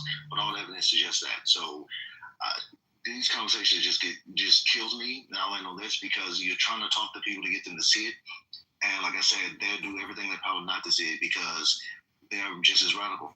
They're radicalized just like him. They cannot see past their own bias. Their own pockets, too. Don't forget that, brother. Yeah. And the crazy thing, like I said before, people like us are silent because we don't want to get involved in it because they would get messy and do all that crazy shit. But at this point, it's like you can't not say something about this shit. I have a unique take. I think Charlie was a moderate radical. A moderate radical. Based on what? I think there's like this new phenomenon. There's a new phenomenon. It's like a digestible radical. I believe Charlie was a digestible radical. Yeah, I think that's what he was. He wasn't. He poses as a moderate. He frames himself as a moderate, and it's a common phenomenon nowadays. We have hard. Can you define radical? What does it mean? Can you define a moderate radical for me and why? Yeah, so radical in the sense of unwavering, right? So in the sense, facts do not change your opinion. I would consider you radical. You are unwavering. You are unfaltering. You will stick by your judgment, regardless if the facts change. You will find new facts. So, in your opinion, what should you do with people that are unwavering? We shouldn't do anything to anyone. That's an opinion. Well, isn't. Yeah, we definitely shouldn't shoot them. Whoa. I think the problem is. Well, that's apparently it seems like the easy way to make the situation go away. Apparently. What do you think he was radical about? Sorry to cut you off. That's fine. Yeah, that's what I'm curious to know too. Like, what is it that is moderately radical to you? So, again, I go back to me, a radical is an individual who picks an opinion, and regardless of the information he receives, he doesn't try to reconfigure his perspective. He finds new figures to reconvene and then still pose his. Let me ask you, do you think the Prime Minister of England is, based on what you're saying? Mm-hmm.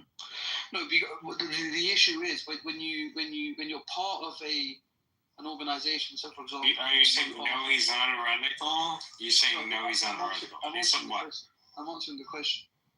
So when you're employed by the Democrats or you're employed by the Republicans on an official basis, I don't know if Charlie was Charlie an official. I was talking about the Prime Minister of England. Right, well, I'm just asking, was Charlie officially a Republican in the sense of, was he employed by the Republican? Well, I'm asking about the Prime Minister. Do you think, do you think, I have to be consistent, so I'm asking, this will help me answer your question. I can answer based on if Charlie was an official was he employed by the Republican Party? Is my question. I'm not sure about that, but a lot of his views and points did kind of align with them. Right. In my opinion. The reason why I say that is because when you have a contractual obligation to a particular party, then you know being unwavering is part of your contractual obligation.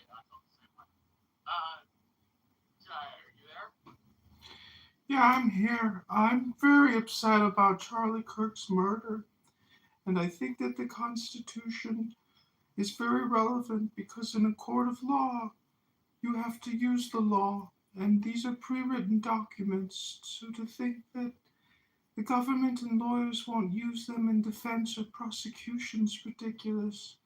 And these seem to be sacrosanct, but I would say that Charlie is a good example why we should come together at this difficult time to completely wipe out all common sense and history of law and just go with whatever radical Democrat, liberal, socialist, Marxist, transgendered, feminist terrorists. If I do this, then he might. Question. He simply said,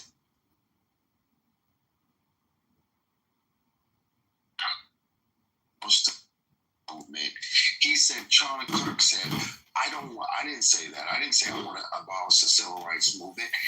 Charlie Kirk looked down on this black child and put his finger in that black child's face and said, I said it was a mistake. And then he walked off.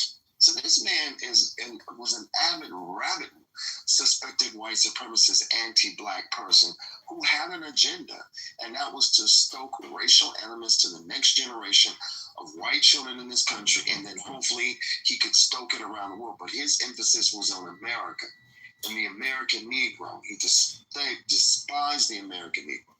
And so they want this race war, and they were hoping that Charlie Kirk's assassination would stoke a race war in this country. They've been vying for it. They've been desiring it. And every little bit that they can push towards that happening, they're doing their best to do so. I have to agree with that. But go ahead, Steph. Were you next? Yeah, I was just going to say, if I could get back in the chat, one statement I just wanted to make. And when the brother was speaking, it made me think about bullies. And all of us have went through grade school and high school and all that good stuff. And if you never encountered a bully and you never knew a bully, good for you. But unfortunately, I'm all too familiar.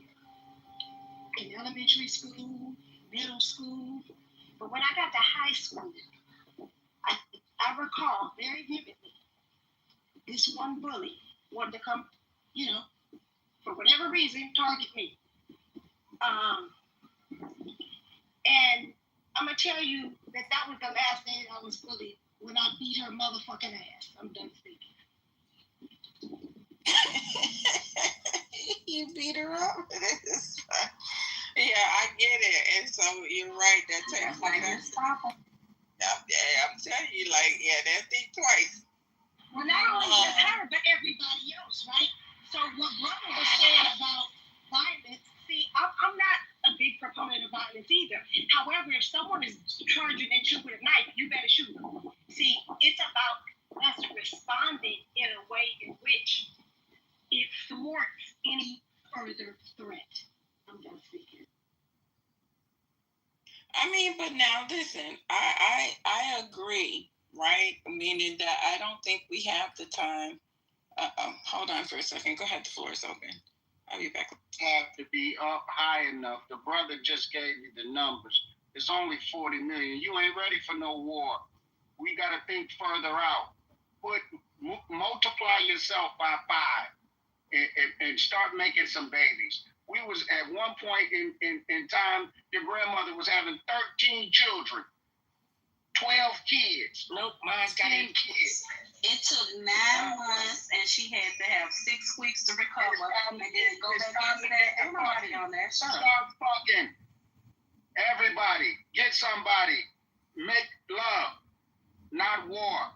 Just say you trying to get some ass. Just say you trying to get some ass. That's all you got. That's all that man think about. Fucking gay guy. I don't think making babies is the answer. It might be fun, but I don't think that's the The brother gave you the numbers. The numbers are wrong. Yeah, I know, I get it, but Start fucking. I think the short term, I would say the short term is education. I think before we make relevant decisions, I think it's very irresponsible of any black man as a leader to talk to a group and talk about violence, putting everybody in threat, knowing that he has no ability to defend nobody on this call. If the people snatch everybody up today and put them in the prison, this person who's speaking this has no ability to come get you out of the situation or no other power. So it's just talking, and it's irrelevant because it has no meaning if you don't have no power to implement. So when you're talking about the death threat, you're putting your people in a greater death threat because you're speaking from ignorance. Now, when we speak about the change on short term, we need to know what's going on. How did we get in this situation? First stage is we got put in slavery and colonialism through an issuing by a church. The Catholic Church issued the Papal Bull Doctrine.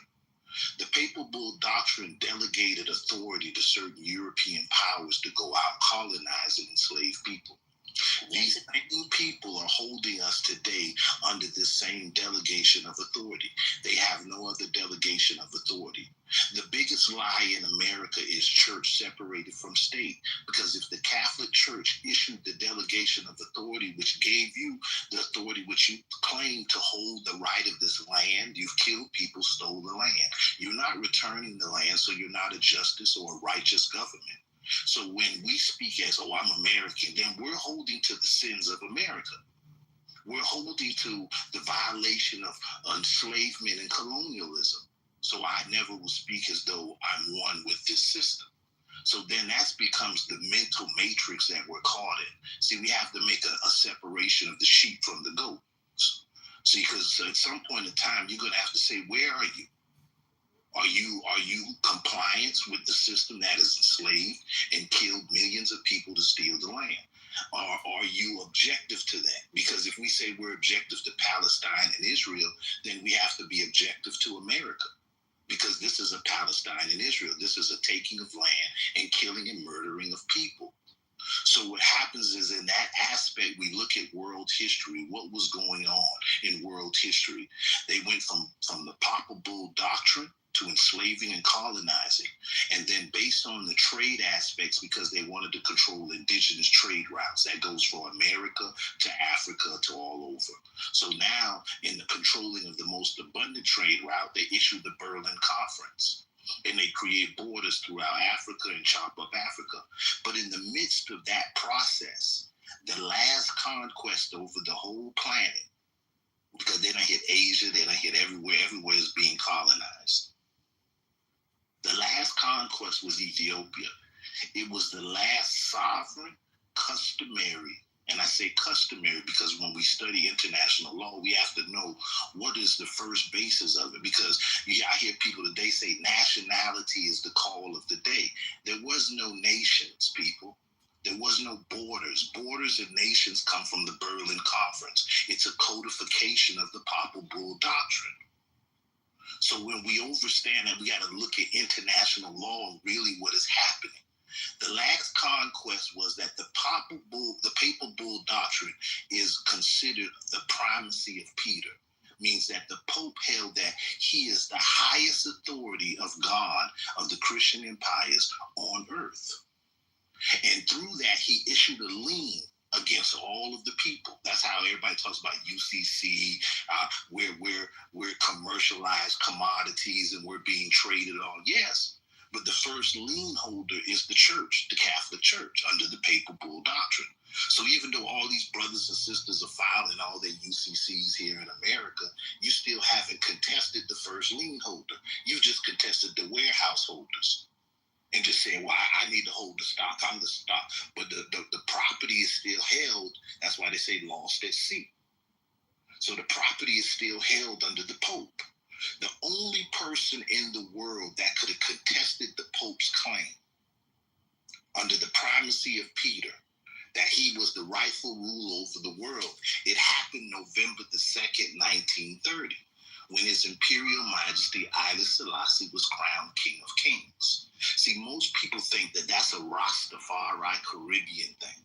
So they don't even pay attention that anything that you consider civil rights, human rights, all of that came out of this aspect. Okay. It's not religion.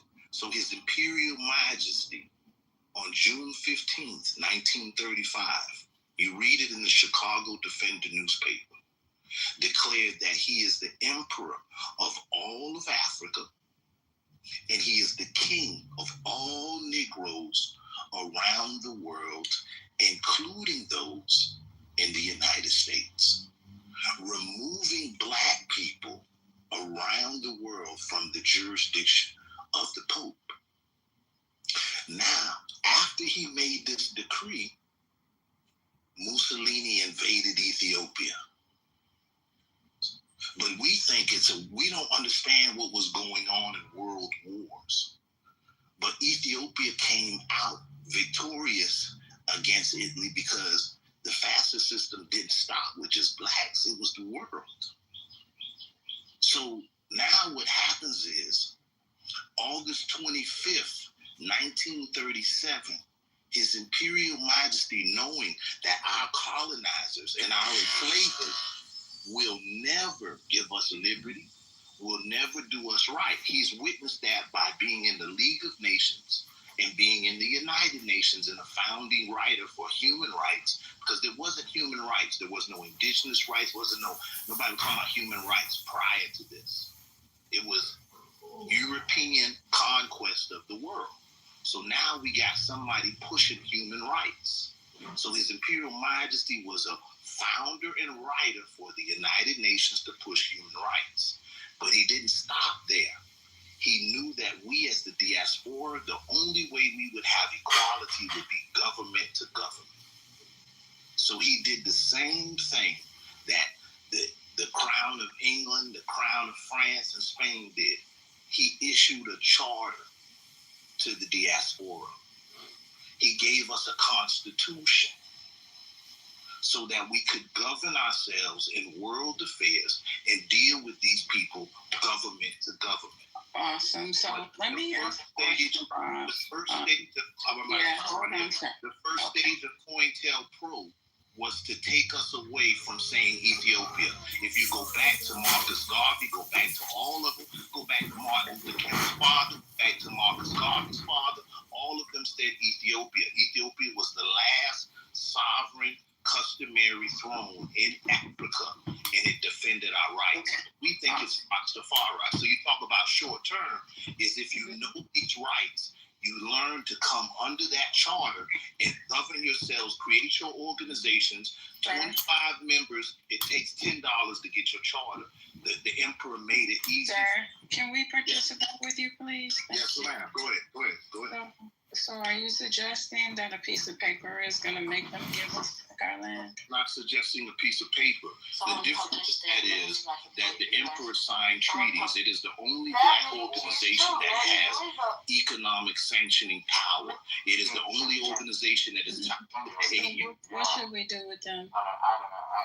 What should we do with it? The first thing we do is educate ourselves of our own power. Hey, this is Jaya. Create our own organizing body, create our own juridical courts, deal with affairs at first, and then we take our position through economic sanctions. Okay, so hold on, please. Listen, are you a school teacher or professor? I'm trying to teach you. Okay, so can we do the more like interactive conversation? And instead of the student teacher conversation today, there's too many people in the room. While I feel like what you have to say is very valuable, it's just too many people waiting to speak to allow you to take so much time to get to the point. I'm done. I just wanted to put. Okay. I just was putting that knowledge and say we need to be educated of it. We need to be educated of the Montevideo Convention. We need to be educated in these things in our positions of law, so that we know how to challenge the system. Okay. Honestly, I don't think these people are playing by the rules. Honest to God, I mean, you can take whatever piece of paper you want to take up there. These folks is not going to honor it. As a matter of fact, I hear a lot of people say that you can get to a certain point in the sovereignty thing, and they will shut your ass down. So I honestly just don't believe that we're in a state now where you can just walk up to any governing body with a piece of paper and say, "Give me back my stuff." No, now, that's just me. We're not talking about them UCC paper. Okay, yeah, I don't get. This is what I'm trying to tell you. I don't care what paper you got. I don't think it's gonna get you a fuck thing. Now I'm just being honest. Excuse the language, but I feel like it delivers my energy for me a little bit better than me saying they ain't gonna give you nothing. Because I want people to understand that we passed civility. These people have never been civil about how they run this country, and to keep thinking that they will eventually say, "Hey, thank you for coming up with that paperwork that we thought you weren't going to be able to find. Now we're going to give you back your stuff." I just don't believe it works like that. And so back to where we were in the conversation, which is, do we have time to try to push this out a generation, 2 generations to fix it? Do we see what is currently going on in our government? Do you think we have 2 to 3 generations to wait to fix this? Yeah, I think you're right, Miss Erica. Hey, Miss Erica, can you bring Miss Fitz up, please? Absolutely. Here's the thing, right? The gentleman who was speaking a second ago, I think his name was Ras. He has some very valid points. Extremely valid points. However, what you said, Erica, in reference to, they will honor your documents and all that stuff, if you recognize the one thing that Black people on a whole has never attempted is to unite themselves as one nation. I'm not talking about DeMarcus Garvey. I'm not talking about any of those other, persons. But I'm talking about one nation, no matter where you stand on this rock. And I think he has a valid point, but also something that Brother said, and I'm going to finish right here. I'm going to challenge the narrative that you have in terms of Haile King Selassie. Haile King Selassie derived his power from the kingdom that was on this side of the globe. I'm not sure if you know about this knowledge, but I'm telling you. He derived his power from the kingdom that was on this side of the globe prior to the 1400s. This is why when you go back, you can't find anything past the 1300s and all of these things, because what? They have to make sure they hide that kingdom. He's a derivative of that kingdom. Ethiopia is a derivative of that kingdom. And if you're correct when it comes to the last stronghold was there, and that's the reason to this day Ethiopia is standing where it's standing right now. Yes, I look up my name, my brethren, Ross Lazarus Nazarite. I am a Gullah Geechee. My family are descendants of the Axumite seafarers that were here in America. We already documented that we were here in America way before Christopher Columbus. We are the Amexans. We are the Axumites. So if you look, you will see the Axumites for the last 20 years. My grandfather, I come from an oral tradition of the Gullah Geechee. Awesome. So let me ask you how that benefits you in a country where the government has gone rogue, where the government is ran by an international entity, and don't give a care about who. Obviously, none of what you're saying. The IDF didn't do their best to stop this. No, what I'm saying, they knew that Hamas are taking hostages, and they choose to bomb whatever these vehicles are going at. And that's further demonstrates things, right? Because if you were to look at the numbers, the death toll after October the 7th, you would find it fluctuating between 1,300 and then 190, and then specifically at the end it's 1,200, right? Why do you think so, Metan? Why the numbers changed? Up and down, up and...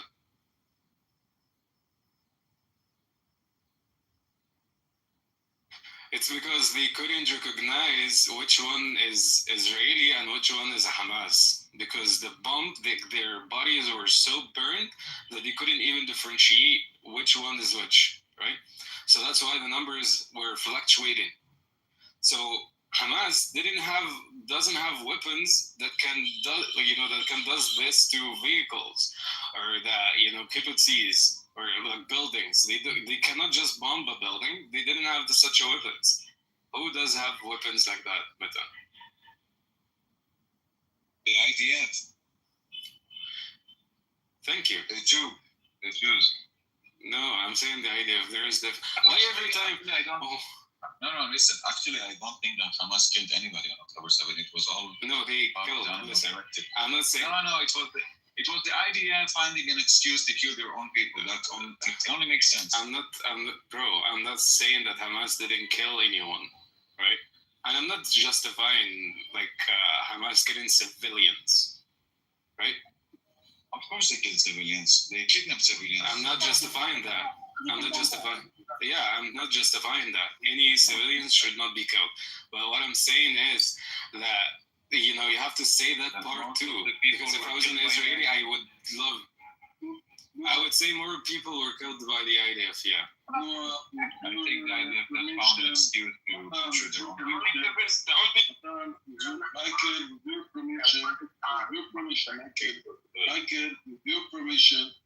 your permission, I want to interrupt. Noah, you bring here the day the 7th of October, and all the chaos, nobody know exactly. Nobody know exactly who gave the order Hannibal, who knew about hostages, who did what. Yes, the military investigated, but we didn't have ועדת חקירה ממלכתית. Translated מתן ועדת חקירה ממלכתית.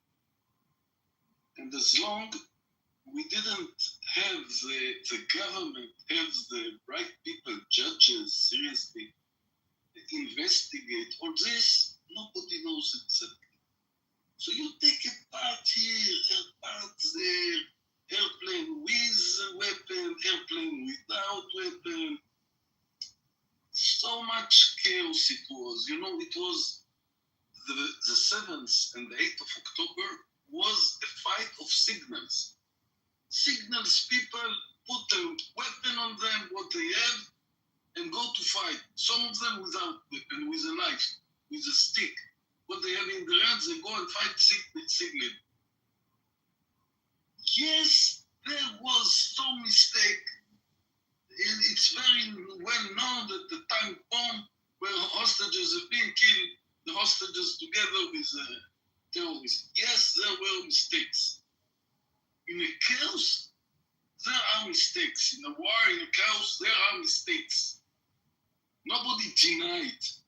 But people like you, people like Amir, people like Fiaz, go and take every little mistake of the military. And the military did a lot of mistakes.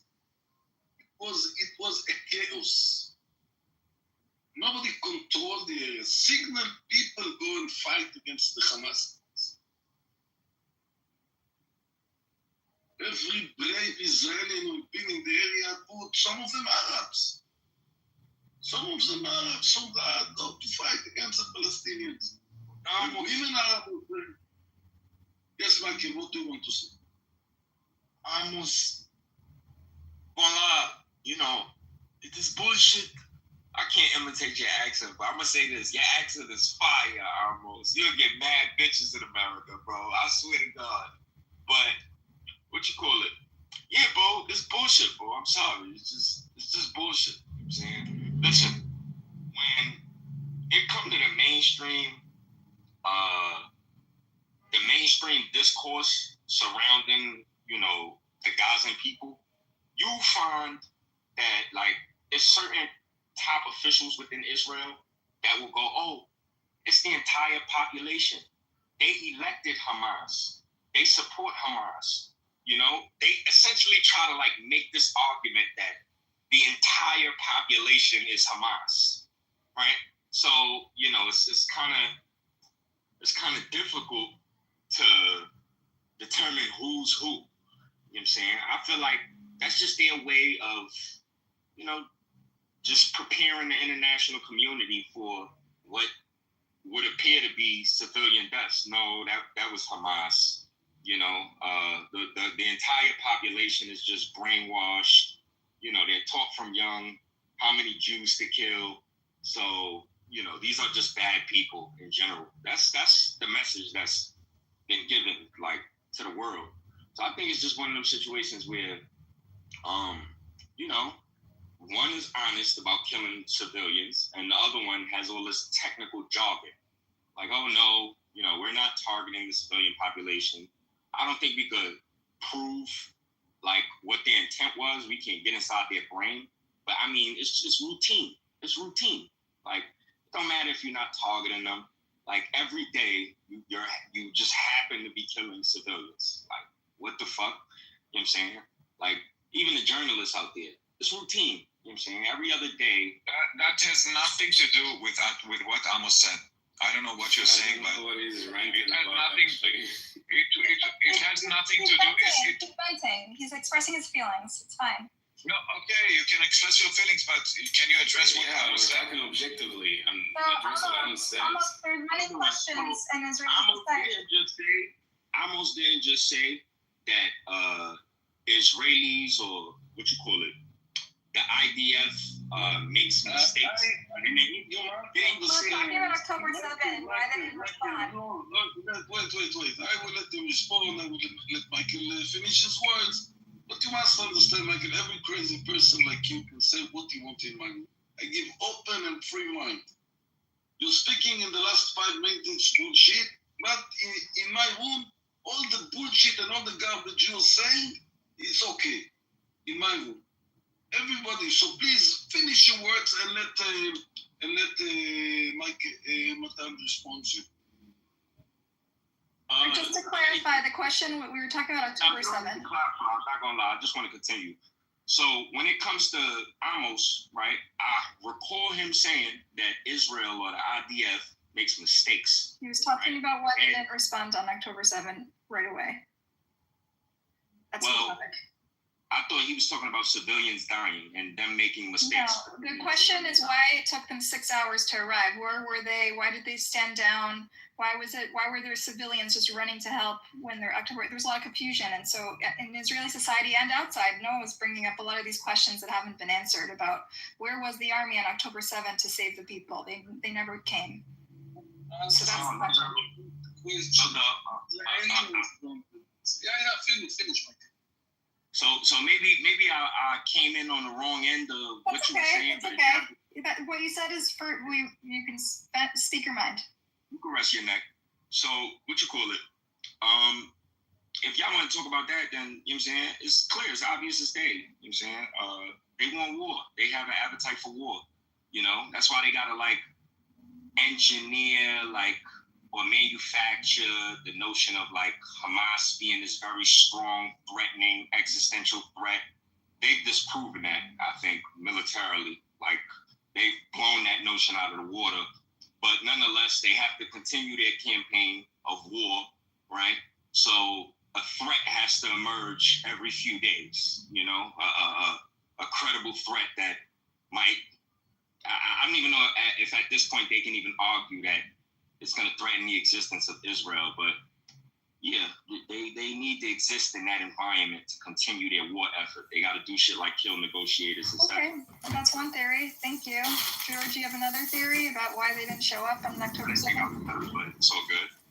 Oh, you want to say something else? Sorry, didn't mean to interrupt. Let him go. George. I came up to comment on Daniel over here. What's up, dude? Yeah, at one point, does it become this is what Hamas wants? They're actually like putting their people in the line of fire. And you know, at what point does it become that? Like, is there a point where it's like, do you put blame on that group? Or is it always the group in power in your simplistic We're just asking, where was the army on October 2nd? Okay. So, You guys keep up. We're trying to keep this conversation on track. And the weak, you know what I'm saying? They're the victims. Like, no. It's one of those situations where, it's clear as day what's happening. Like, nobody's living under a rock. Some of these Hasidic, I have one for Matan. I'm curious. some of these Hasidics, they live in their bubble, right? Like, they kind of only interact with each other. They actually believe the shit they're saying, like, is convincing the other people, communities outside of their own. Like, the whole world is out. Oh, Matan, I'm curious. I think there are many, like Mamo said, many open questions that have not been answered that the government needs to account for about what happened, where they were on that day. What are the sort of on the street hypotheses about what are they talking? Who do they think? What are the different theories that people are talking about on the ground? Because we heard what Noah thinks, we heard what McCandle thinks, we heard what Amos thinks. I'm curious. Just pretend you're out of it. What are people Israelis saying at the kitchen table, at the dinner table? So there are conspiracy theories as well, like in every big disaster. Of course. No surprise. Yeah. And I'll tell you about the conspiracy theory, not about the actual, what actually happened, because as I said, the army were there. They were parts of the army that already arrived at the scene, so that makes no sense. But one of the conspiracy theories that there was an inside betrayal. It comes from the actual right wing, like the actual people who support Bibi. They say that the leftists or the pilots or whatever, they didn't show up on purpose just to make Bibi be portrayed as a bad prime minister who, because of him, the disaster happened. In order to overthrow him and have elections, and so he will not be elected. So this is one of the conspiracy theories that I heard. It comes from the right. Have you heard the left-wing one version of that, where Bibi and Sinwar had a relationship? There was some letter between them that there was going to be an uprising in the prison, and maybe some coded language that they were both. This October 7th served both of their interests. And have you read sort of the narrative on that, or have you heard it around your kitchen table? I've never heard this conspiracy theory in Israel, but there are lots of other conspiracy theories. I've seen this in the Israeli press. I mean, Israeli media talking about the relationship between Sinwar and Netanyahu that's been long-standing. No, isn't they have Netanyahu? Did the media say that there was a direct connection? That's what they said. One at a time. Yep. McCandle, can you pause for 1 second? Palestinian population. Doesn't that video exist? That what? What video? Wasn't Netanyahu in some room? I remember seeing some video. He was in some room, and some journalist was told to turn their camera off. And he kept the camera on, and Netanyahu was essentially saying that, he had this grand plan to agitate the Palestinian population so that they could essentially develop a pretext to go out there and punish them. Does that not exist? I'm not familiar with the BB files. Is that what we're talking about? What are we? No, I'll find the video. Let me mute my mic. Okay.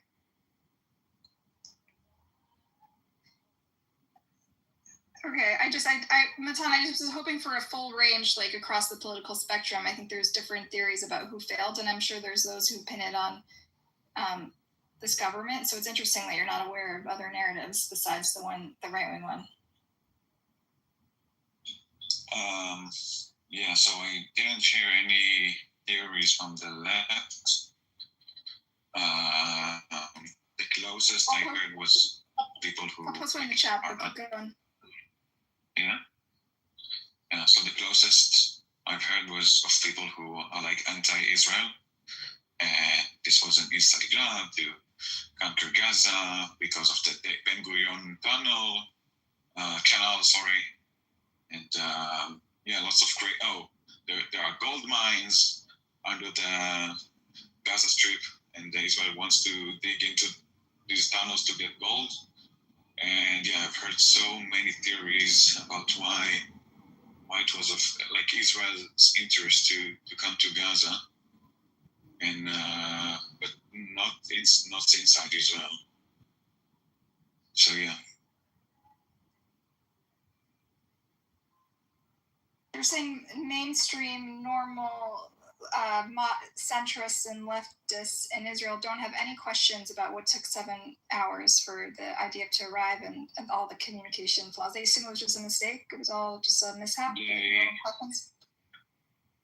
Of course, they have questions, but at the same time, they are waiting for the committee to, like after the war, to assemble and investigate. There were some already published investigation for some settlements with the exact hour that Hamas came and what. You're in the Matrix. We can't hear you. Can you hear me? It's better, yeah. So there were some, as I said, part of investigations that were already published. I encourage you to read them. But the mainstream, like people in Israel, know that it was the IDF was really confused, and the IDF was shocked, and that was the main. That's the main thinking of most of the people. Okay, I'm posting in the chat a haaretz of the investigation that has been released, the probe from the IDF. It's not super satisfactory. It just highlights failures and mistakes, but it doesn't really provide an explanation. I don't know. It's still unsatisfactory. This is Chaya. Hi. What would you like to say? You want to comment? I've been listening to you on this app for like days, and I just think you've got a mind virus and you're very immature. Okay, you have a vacuum. Can I move him down? He's not a real person almost. And you're just creating propaganda to support your narrative. No, I changed the room. You don't remove from the room. I just change the room. Wait. Hand raising. No, I already did it. I already changed it, Amos. I moved him down. You did. I took care of it. I'm in charge. You don't ask me. Remove anyone. I didn't remove anyone. I didn't remove anyone. Anyone you want, you can remove. Don't throw out of the room, but to remove. Okay. Okay, he's just a troll. He's trying to make noise. Is it because she's a girl? No, because I make her moderator and you listen to her, and if you come into it, okay. Yeah, definitely. You're in trouble. Yes, she's a moderator, and I trust her. She don't have to ask me to remove. No. She know I don't like it, but it's okay. You're the moderator, and you do what you want to do. Thank you. Like you change, Buttercup תהיה חופשייה, yes, I see. From the river to the sea. Yeah. Palestine will be free. You heard it here first. So Matan, I'm just trying to press you on this, not because I think there's a conspiracy theory, and I think Noah, I think it creates a vacuum for conspiracy theories when there's not enough data, and I don't know, we don't know, so anything could be possible. I'm curious why you haven't heard any of the left-wing conspiracies. After 2 years, you don't have enough data. Yeah. You know, there's another story that the data is surprisingly slim. Like, you know, the story of... Sorry? No one speaks Hebrew. We all speak Hebrew. I do. Wow, kol hakavod. Oh my God. No doubt. All right, so look, you can check this video out yourself, all right? It's on Johnny Harris's YouTube channel. I don't speak Hebrew, but, you know, thankfully you guys do, so you'll understand what he's saying regardless of the translation. Yeah. Words that the Israeli government had signed with the Palestinians. And because he disagreed with them, he wanted to sabotage them because he was so against a Palestinian state or any form of Palestinian autonomy in this land. And then he goes on to explain what his real thinking is on the situation.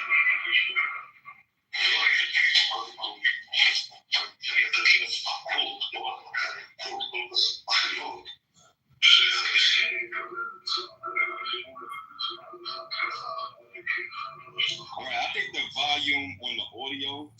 Netanyahu is very low. But if you go to like 12 minutes and 6 seconds on the video, it's literally Johnny Harris. That's the YouTube channel. All right. There's a clip of Netanyahu in a room. He's wearing a white shirt, right? Oh, no, I'm lying. He's wearing a black shirt. Okay. He's wearing a black shirt. He looks a lot younger. All right. And he says, first and foremost, what we must do is hit them hard. He said, the situation isn't unbearable as of this moment. And essentially, you know, he reveals that his intention is to agitate them because he wants to decimate the Palestinian Authority at this time.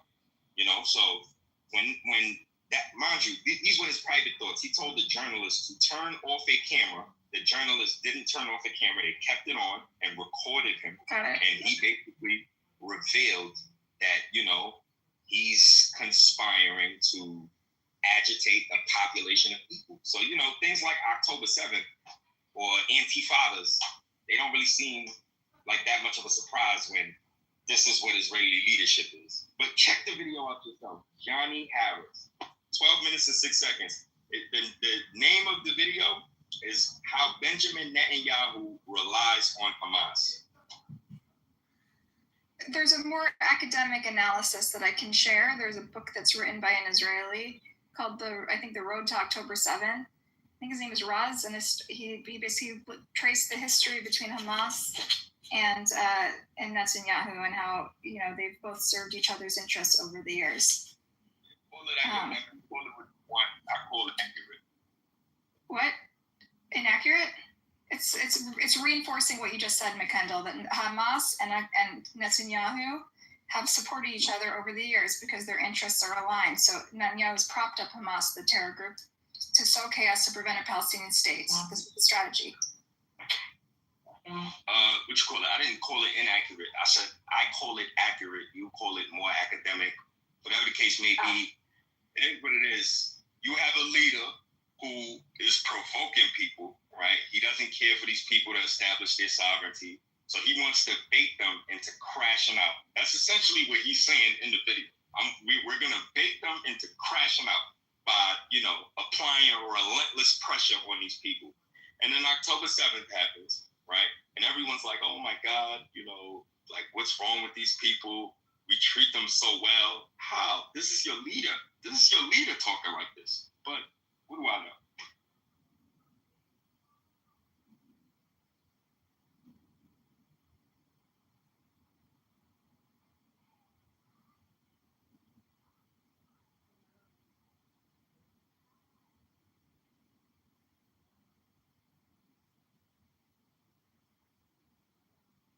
So all of you guys are from Israel?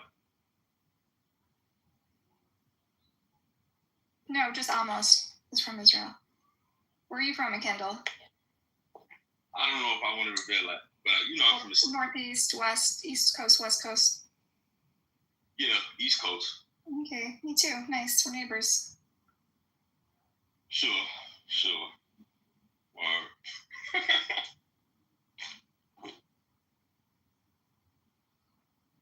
Are you East Coast or West Coast, if you don't mind sharing? I'm the king of the West Coast, and if you don't know, you do now.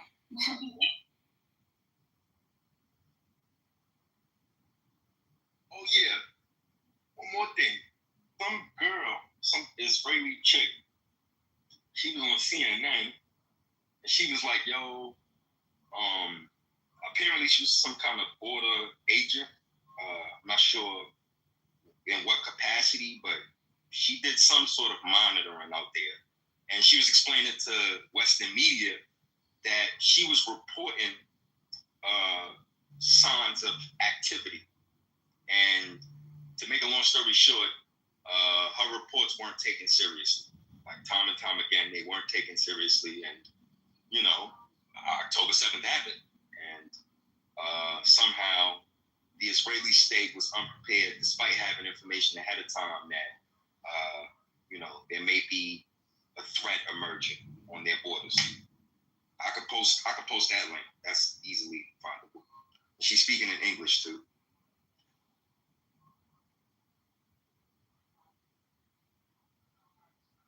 You familiar with that? Sorry, can you repeat again in short what you were saying? No, I'm not wasting my breath. No worries. I'm trying to get that article that people are asking for in the chat of the relationship between Netanyahu and there's an. Is it an article or is it a book? Well, he wrote a book, but here he's trying to write a synopsis of it in Haaretz. He's summarizing his book about the relationship between Hamas and Netanyahu, how they serve each other. I just posted removed the paywall on this thing. If anyone wants to read it, I'll just read like a few lines so people can get a. Can you wait and read after I say some words? Of course. Start coming late in Israel. Still working tomorrow. Let's see how long I would stay in the room, but of course the room is yours. You feel what you want to do, you do here. So what I want to say, listen, after the Israeli taking away, more and more people, somebody here, what's happened today in Spain, in the bicycle race, more and more countries announced that they will not go to the universe where Israeli take place.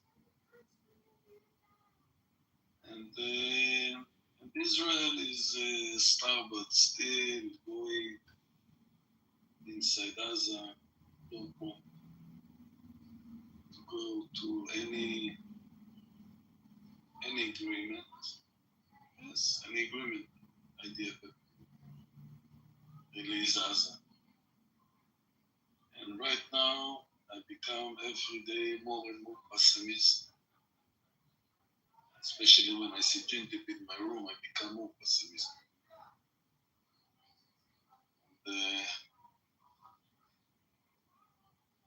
I see darkness. The only one is the last card that I believe in is Donald Trump. Donald Trump can change all the situation. And that American president, that we as the Israelis are so suffering from the government, want Donald Trump to come and save us from Bibi Netanyahu and Smotrich. I think Israel is the most lowest position ever been. And okay, we destroy Gaza, we kill all the leaders, we are strong. Amos, you want regime change? When Amos is speaking, you mute your mic. Get off his dick. He ain't even say that. It's okay. You can show anyone you want from the room who bothering me. You can show him the way to the audience now. See, it's okay. I can laughing and think it's not laughing anymore. Why not me, Amos? This is Okay. People have to respect me in my room. They don't let me speak in the Israelis room. They don't let me speak. So I open my own room and listen. I have more than a million in my room. I can come. I have million men. I can go to a synagogue now. What I wanted is a million, and I have million. And more and more people see my rooms. They go in. I don't need Israelis. I don't need Palestinians. I'm coming here from all over the world. I have a full room, comparing with any Palestinian or Israeli room. And I'm very satisfaction from what I see. So now I become more and more tired. I go to sleep. Have a good night. Thank you everybody for coming here. This room is going. This Buttercup, she will lead. I like her. I give her all the respect. Okay. I'll take care of your room for you. Laila Tov. Shana Tova. Here I don't. Soon I will leave. Okay. Did you guys hear the news that like the IDF was warning that this Gaza operation could, before they warned the Gaza City operation could kill the hostages? Now they're saying it's definite they will kill some of the hostages if the Gaza City operation continues. More hostages. I read that IDF military leaders are warning that hostages will die. There's no question. So this is a decision that was made by the government almost now to kill the hostages. This time it's the most close they came to actively pulling the trigger. Well, don't ask me. Don't ask me. Depressing. It's my thing. Yes, right now it seems that the government is direction against all the advice military, but nobody knows where. Yes. It's a dark day. They will kill the hostages, and I'll tell you more. The day after they kill the hostages, they put simple clothes on them and inside the civilians. Nobody can know who is who. 2 million people will be inside. They'll never be found. They'll never find the bodies, you're saying, because they could be civilians. Exactly. That's right. What if I tell you that? I didn't say it, but I almost said it. It wasn't me. I'm the messenger. No, but I'm asking you. What if I tell you that for every terrorist that is released, there will be an innocent Israeli that dies? Would you make a deal? This is a dark thought experiment, and we're not doing it on the day that the hostages are probably dying. Like, this is very dark. Overall, the way to peace. Okay, but I'm asking a hard hypothesis that's not realistic according to my view of the conflict. It rejects the premise that what is perpetuating violence is an illegal occupation for 70 years, a cruel, violent, inhumane occupation for 70 years, and this sort of mowing the lawn policy that has created a whole generation of kids that feel that they have no choice, but they're forcing kids into Hamas's arms. And if you think, so you think it was an occupation for 70 years? No, obviously, but I'm saying that there was illegal aspects of it since the '67 war, right? Okay, but who did Israel occupy Gaza from? Okay. Matan, this is like a very convenient hypothesis that's not rooted in reality, so I don't want to entertain it. Okay, but it's not pathetic. It is real, actually. There's no way to know that first of all, Israel is perfect. Actually, the fact that you say it's a hypothesis makes me, and I don't know, makes me think that I don't know Okay, so let me respond. From reality or. I just want to respond in a different way, Matan.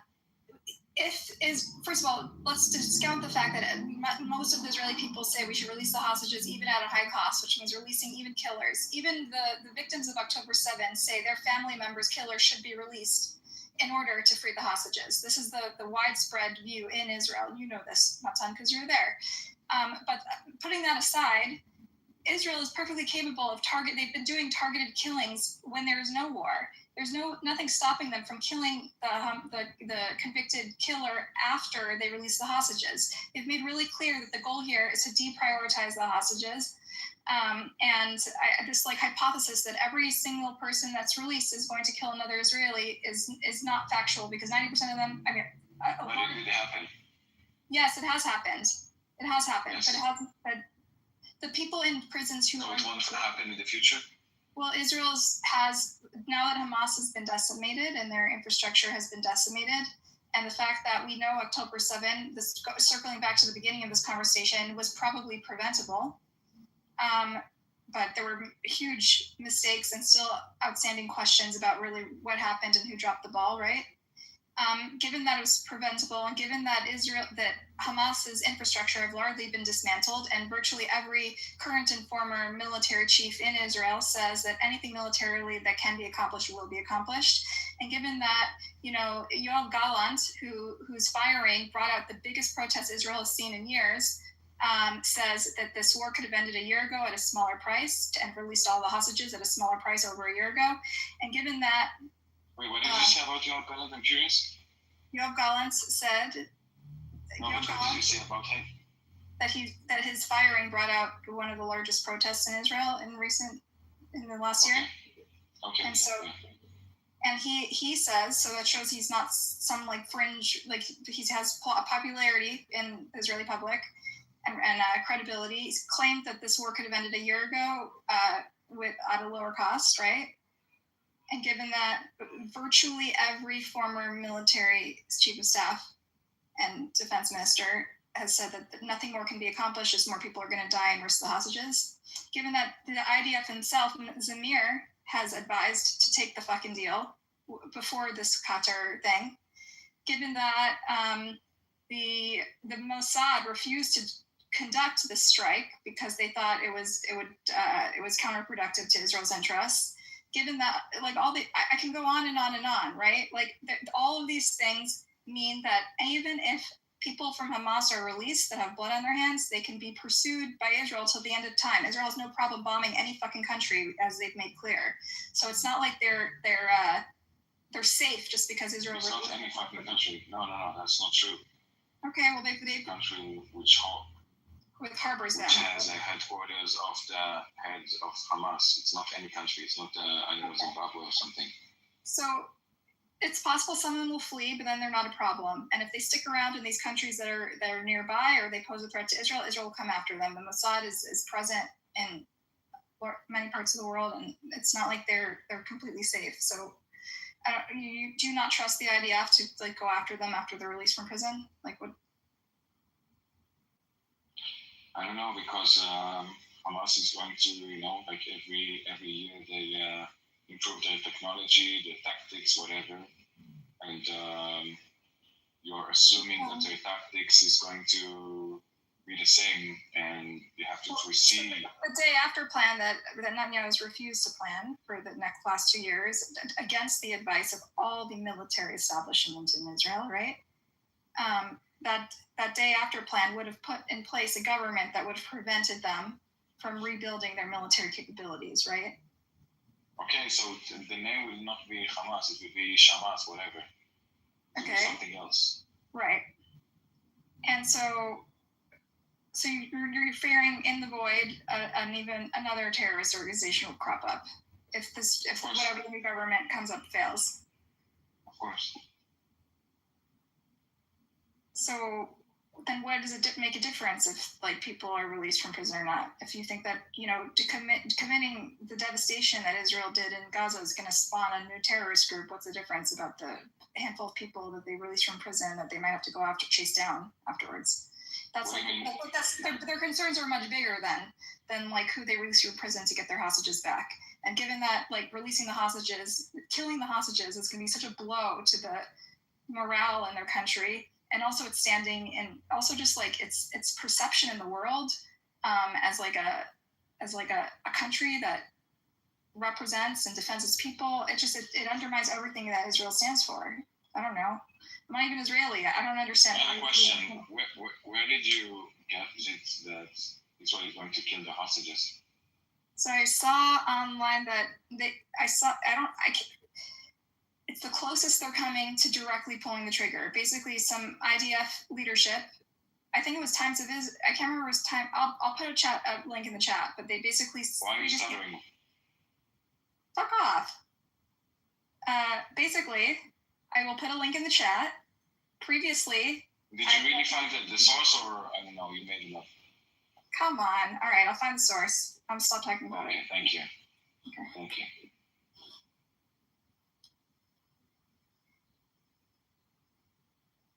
So anyway, sorry. But in short, what they're saying is that previously they warned that it would be dangerous, and now they're saying it's certain that some people will die. It was TV, it was Israeli TV, it was Con TV. I'll share it in the chat. I don't know, I found it really weird because most of the hostages that are underground in the tunnels. And so Alright, I'm gonna play it in Hebrew, and those of us who speak Hebrew will understand what they're saying, okay? Okay. יכולה לסכן את חיי.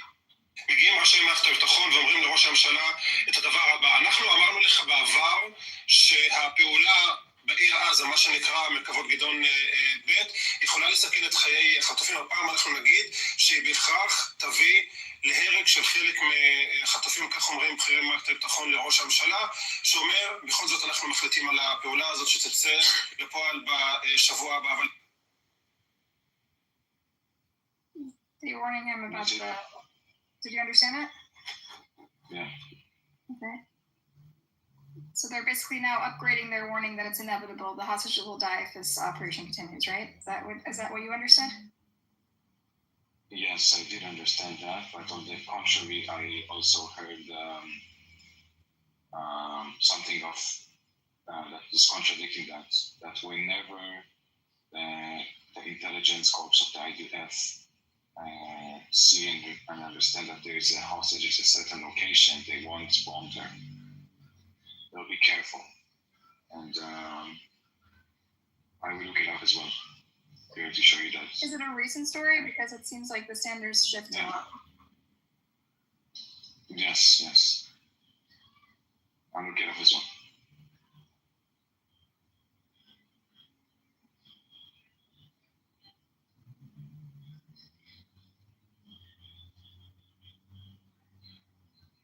And let's not forget that Hamas has made very clear that when the IDF approaches, they will kill hostages. That's their policy.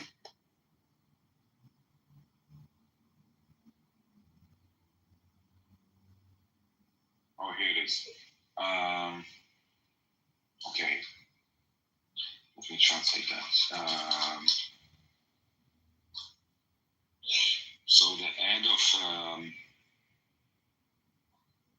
of the operations of Amman, the intelligence corps, said that towards the occupation of Gaza City, Merkavot Gideon Chariots Stage 2, he said, whenever we have suspicions that we might endanger hostages, we will not do so. Can you post a link? Yeah. This is a statement from the IDF. Yes, it is. Okay, so now we have conflicting information, the public statement of the IDF and the internal information that they're sharing. Different. True. So we have to...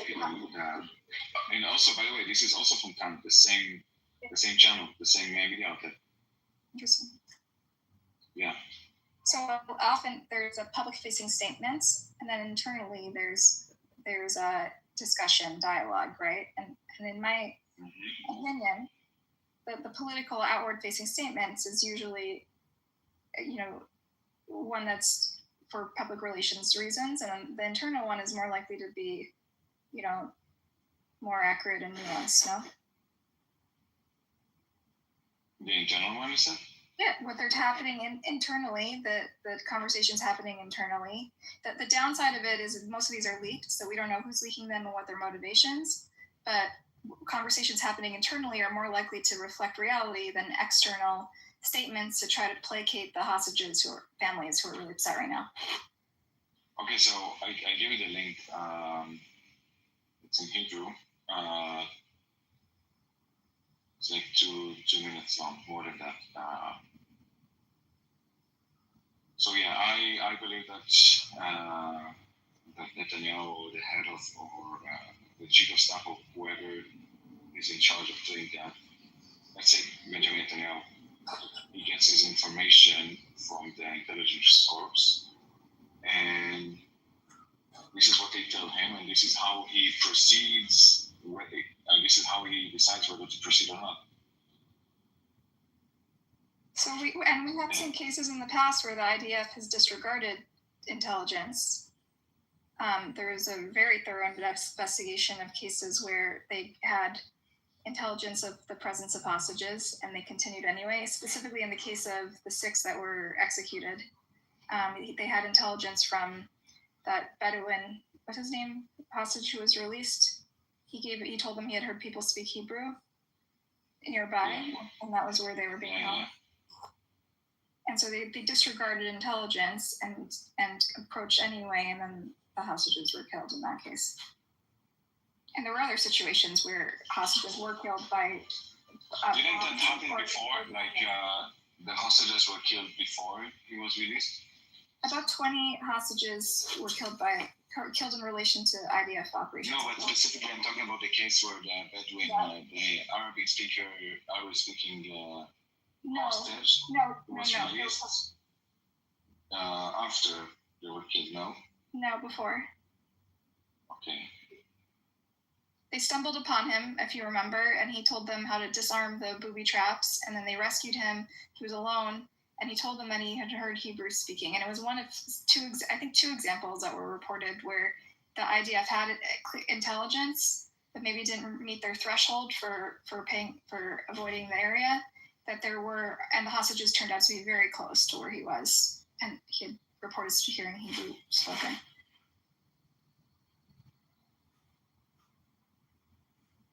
Okay, so of course you have your own opinion and your own worldview of the situation. I have mine, and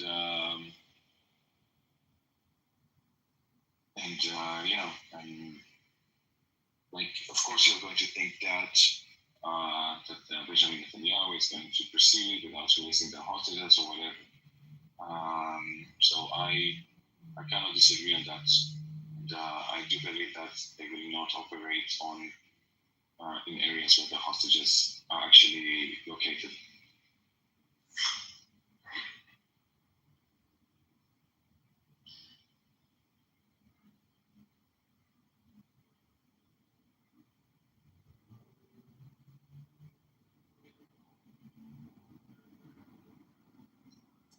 In the chat, I'm posting a link to a unpaywalled Haaretz article where they identify 50 hostages that were endangered by IDF operations over the course of the war. I'm just going to read a few passages. Or don't. You guys can read it yourselves. Yeah, when I read it, okay. The IDF claimed it's doing everything in its power to prevent harming hostages held by Hamas. Yet, from the start of the war, Israeli military operations have repeatedly placed their lives at risk, killing at least 20. Where there's no information about hostages' presence, the attack proceeds according to IDF source. According to the person, Bar was unequivocal, saying there's no. Okay. So, and then they highlight specific examples.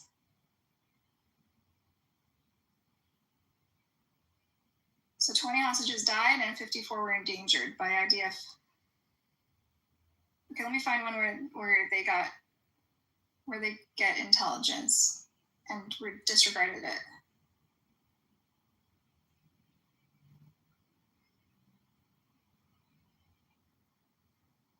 Since October 7, IDF has made extensive efforts to continuously track the hostages' locations, partly to minimize Israeli fire near them. However, a Haaretz investigation reveals that during 601 days of war, multiple IDF investigation operations in Gaza endangered the life of at least 54 hostages, 20 of them killed as a result, some in airstrikes, others executed by their captors due to military activity close to their whereabouts. The data is drawn by conversations.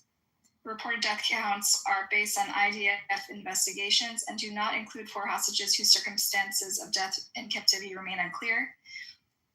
According to military, hundreds of strikes have been avoided due to concerns about proximity of hostages.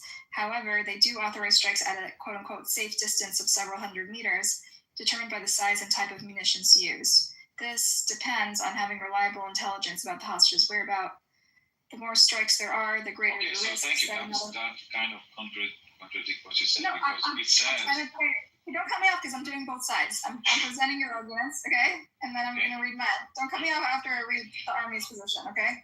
The more strikes there are, the greater the risk, said another military source, adding that there is no information when there is no information about a hostage's presence, the attack proceeds. Once it is known that there is a risk to hostages, Army officials are tasked with halting the strike. The source acknowledged that the war is unpredictable and intelligence is accurate only at the moment it is received. Generally, this is the IDF's position. Now I'm going to find other positions. Okay, but can I cut you off now? Yes. Thank you. So actually, what it means is that I believe that they have information, like together with the US, they have information about all the hostages, okay? Mm-hmm. Where in the locations and whereabouts. So it says right there that when there is no information, This is the official statement. This is the official statement, and then what precedes is accounts of people who say, no, they did endanger us. They disregarded, the entire article focuses on... No, I'm talking about the second one. I'm talking about the counter, the one that contradicts that. I didn't contradict it. No, you read that. It says the most strikes there are. That was still the IDF's official position. It's not what the people are saying on the ground. Okay. So give me a second. I'll find a representative quote that would highlight the other position. Okay, that position of the hostages' families. Of the hostages' families? What information do they have? Like, the only information they have is from the IDF? Well, so there's been questions. Sure, of course there are questions, but they are not the ones who actually have the data on the ground. I mean, how can they, I don't know, if they collect information or intelligence on what's going on in Gaza and they contradict what intelligence of the IDF has, then okay, I'll say... Okay, here's Meirav Spirsky, Itai's sister. The army, I think he was killed by gases related to a bomb, right? Is it the same article? Yes. So she says the army officials admitted that they hadn't known they were there and told us the procedures changed as a result. They explicitly acknowledged that they hadn't conducted a thorough check. We were told the hostages were being protected and that their locations were known, and that no strikes would be carried out in areas where hostages were present, and that if a strike was necessary, it would be preceded by a rigorous review. That didn't happen. You can't protect the lives of hostages while fighting is taking place right above their head. This is precisely where the objectives of the war come into conflict. The army isn't telling soldiers the full truth. Even when that truth is plainly visible to the public, the soldiers need to know it, because if their actions result in the death of hostages, they're the ones who bear the burden. So Shirabi and Spirsky, that was the one that I think they were kept with what's her name? Noah Argamani? Yeah. And so there was some men.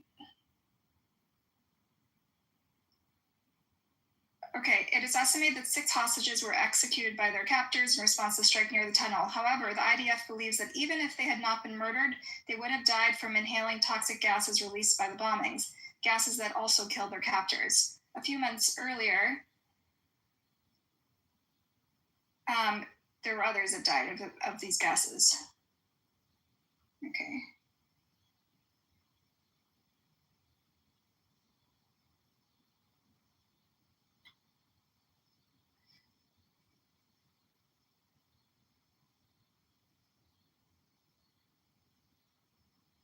Okay, I don't think it's talking about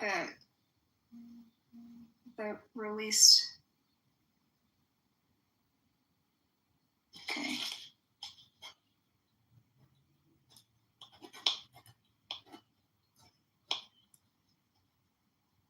Okay, it's again, let's go back to the article, the paragraph where it says the army officials admitted they hadn't known where they were and told us that procedures were changed as a result. Admiral Swirsky, Itai's sister, they explicitly acknowledged that they hadn't conducted a thorough enough check. They were told the hostages were being protected, blah, blah, blah. So, don't you think that the IDF could sometimes make mistakes, make a mistake like they previously did? Yeah, but this is they're counting 54 mistakes, basically, of 200 hostages. That's like a very high mistake rate, no? For every hostage that was killed? No, 20 were killed. 20 were killed as a result of IDF action, they're claiming in this article. And then 54 were endangered by IDF activity. So it's not clear how much they had intelligence to prevent it. What do you mean endangered? Were they killed? They were killed. They were killed as a result of direct IDF activity. Yeah, like bombs. Where did you get this number? 54. It's in the headline. It's in the headline. 54 were endangered and 20 were killed. It's in the headline of the article I shared. Okay, what does it mean endangered? Okay, we can go back to it. I mean, endangered. Everyone in time is endangered because they're in Gaza. Okay. And hostage by Hamas. All right, I'll read it again. And how do we define it? Okay. Okay, on the evening of April 7th, Air Force Commander had a tense meeting about trying to dissuade him from opposing the war in Gaza. Farmers also brought... Okay, this is candidate Congressman John Kitover. This is another petition onboarding room. Hope you enjoy it. Go to John Kitover, Illinois, on X to follow the campaign, or John Kitover Rep. Thank you so much. This is a 20-minute onboarding. So it says that the actions by Israel's army endangered the lives of at least 54 Gaza hostages.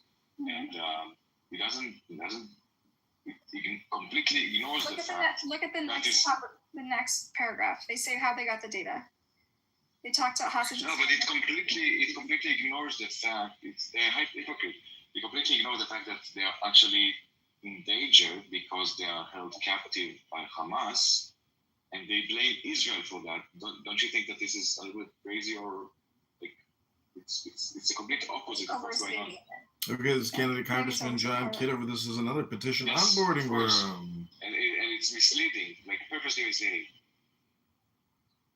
I mean, you don't think that they're endangered by this, like, they are endangered because Hamas does not release them. This is why there's no point in having a conversation. And the next, all right, I'll take that. Maybe they overstated how Haaretz is biased, right? Let's go to the next one. Times of Israel. Hostage told rescuers he heard Hebrew in the nearby tunnel, but he was ignored. The IDF didn't adapt its operations in Rafah, even after Farhan al-Qadi tipped off IDF and Shin Bet debriefer.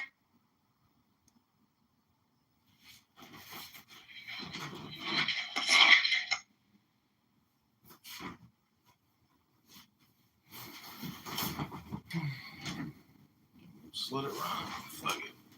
Do it live.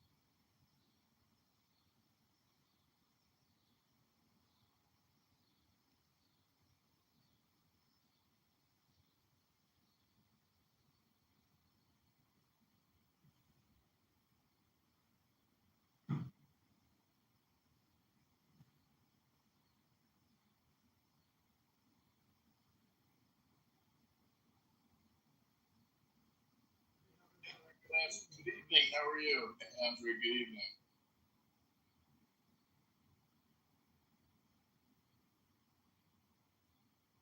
Okay, this is a 20-minute onboarding campaign. Thanks for joining us, Andre. Heather's already been through this onboarding.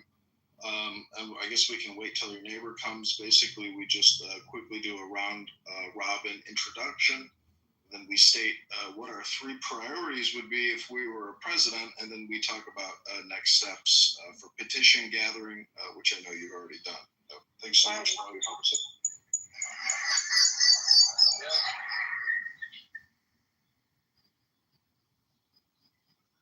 Don't come standing by me. It makes that goofy noise.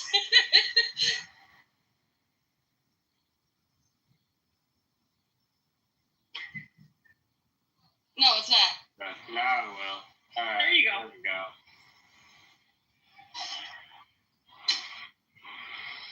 Oh.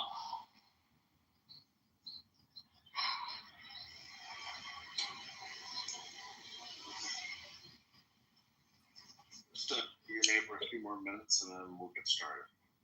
No problem.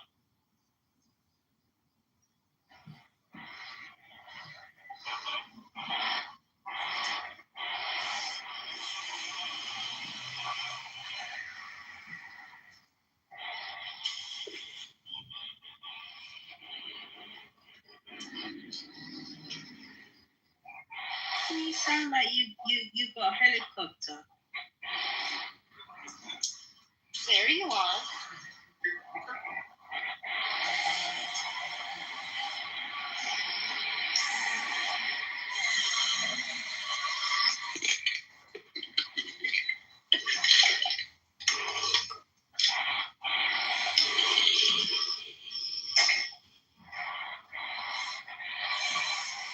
Wait, did you say there you are?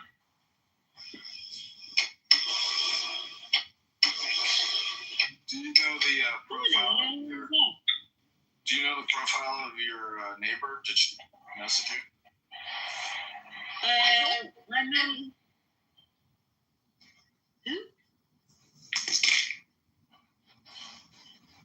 Just heard that.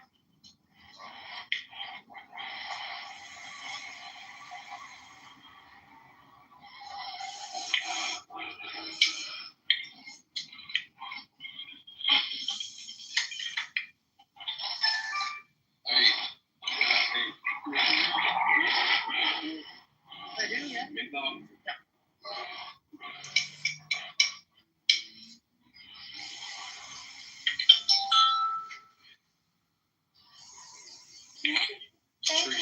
Later.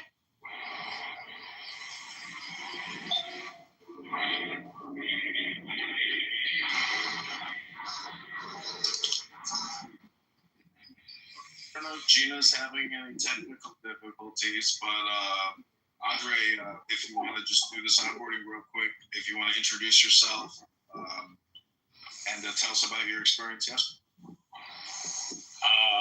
My name's Andre Tucker. My experience was meeting a lot of new people and seeing their views and opinion on the world. Remember, you told you about any opinions, when you're getting signatures. Sorry, what did he say? My phone kind of cut out on that. Just any opinions, when I get signatures on petitions, I always ask people what would their priorities be, and I write it on the back. Oh yeah, well I wasn't told to do that. Yeah, well most of them would talk about more like to get rid of world hunger and get rid of money because money is pretty much evil and stuff like that. It doesn't really help the majority of the world. We can all really work together and have a better community that way than to put us against each other,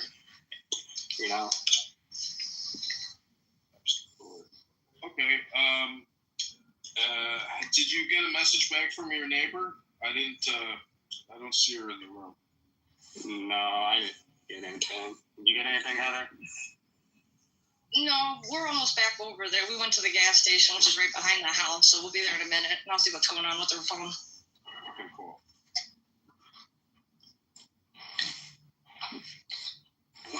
Her job requiring it because I want that echo.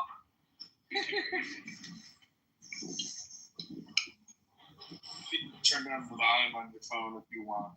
you know, she's one time. But yeah, just to introduce myself, I'm running in Rockford, Peoria, Bloomington Normal, Atkins, Quincy. It's Illinois District 16 against Darren LaHood, who's created over $20 trillion in debt. He demanded everybody get vaccinated. He said, if you don't get vaxxed, you can't go back to work. And he gave over $5 billion to Big Pharma on your behalf. He's the borrower and the spender. And we are going to hopefully crunch his can-kicking ways of debt and return pragmatic spending to government. The first two acts I'd like to pass is a defund the Big Beautiful Bill Act, as well as a balanced budget act. I don't think we should spend more than we take in taxes. We take in $5 trillion a year, but we spend $7.2 trillion a year, and we're $37 trillion in debt and $100 trillion in unfunded debt liabilities. So until the government stops ripping us off, I don't think we're ever going to be on a good foot. Those are two of my big political positions. And thank you guys for doing this. You guys are doing terrific work out in Rockford. And, you know, I hope you guys can get at least 100 signatures, maybe within the next 48 hours. And that'll both bring, you know, that'll bring in $150 for you two. And I hope you guys enjoy it for some nice dinners. And I hope you meet some lovely people. And ask them what their priorities would be and write it on the back of that petition. And when you mail me those petitions, I'll be able to put together a list of all the priorities that you heard over the course of the next couple weeks.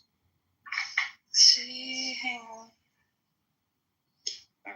My phone knows what's going on. She couldn't get the verification code to her phone on the number that she has. Yeah, because I would have to pay. It's a premium feature.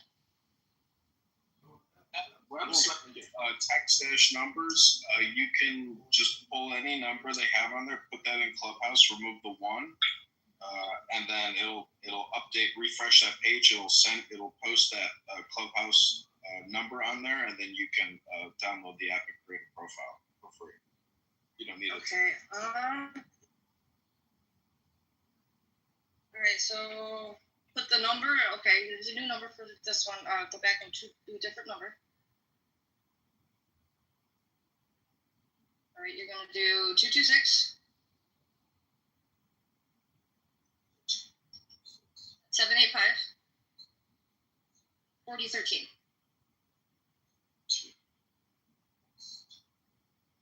What's up next?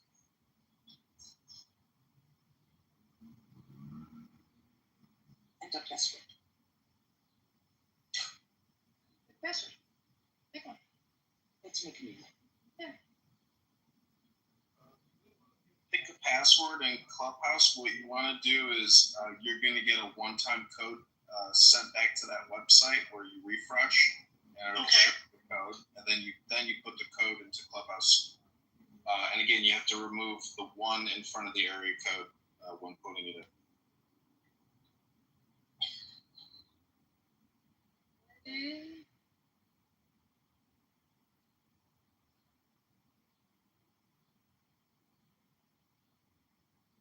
They keep telling me that they sent me a fucking verification code on my email, but they didn't.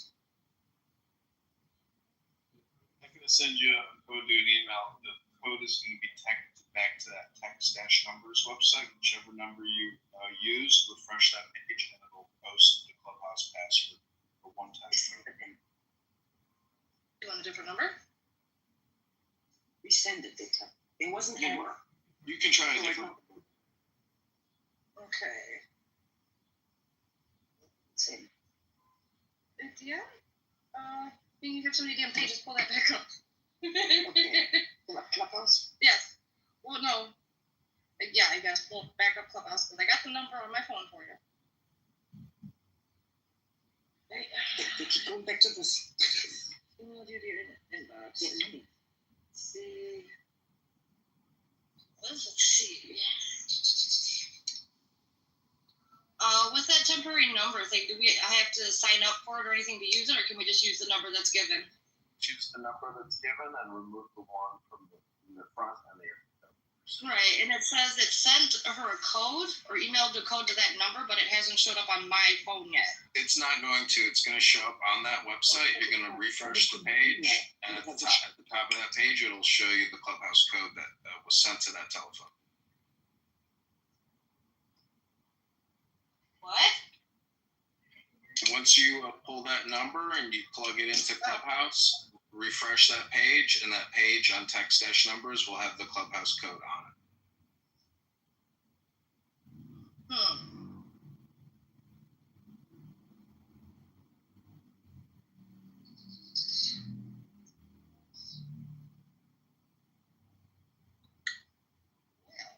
Okay, let me check my email one more time. Maybe this time it's sent it. It's got nothing to do with it. It's not gonna go to your regular. Yeah, that's what it said. It's gonna go to that number, but it's not gonna go to your shit. It's not tied to anything for you, honey. I don't know, folks.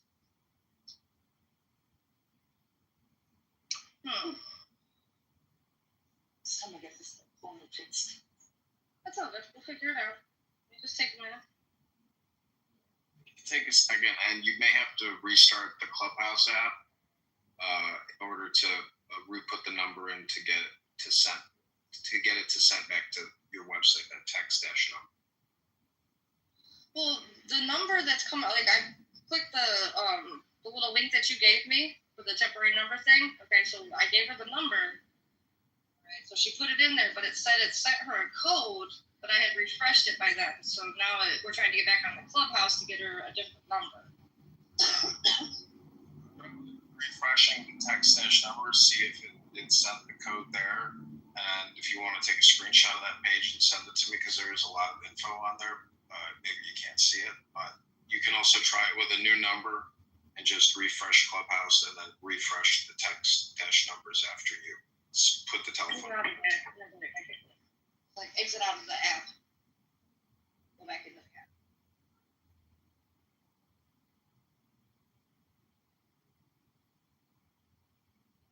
All right. The new number 226 78 45013.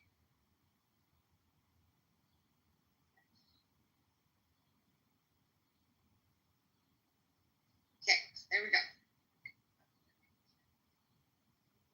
Refresh the text numbers website, and it should show you what the Clubhouse code. Got a WhatsApp code that shows up at the bottom. Nothing from that yet.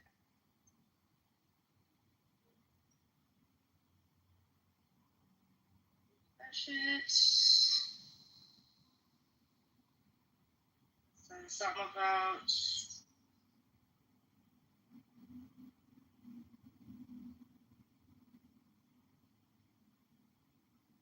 Because I clicked on I lost access to my phone number, and then they asked me for my email address. Put in there to see tied to anything. Not yet. All right.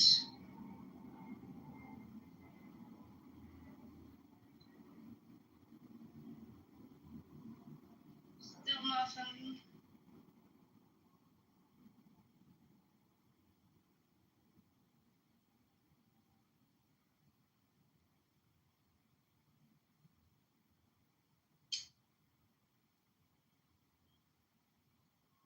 Yeah, it's not giving me anything for Clubhouse.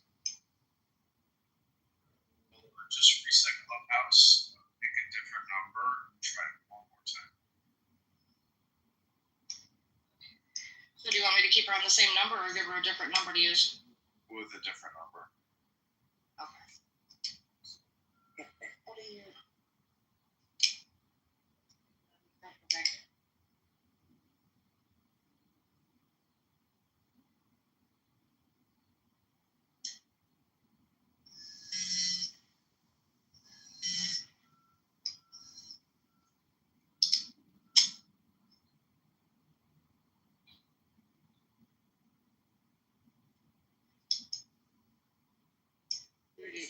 The number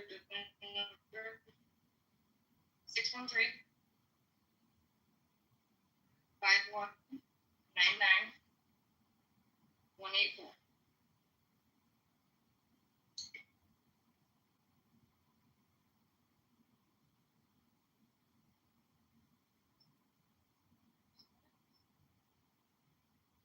I get it now.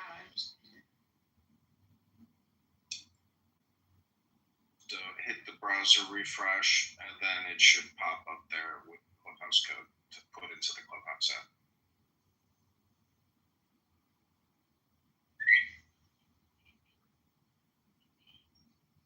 Now it's not saying any messages found under that number on that site.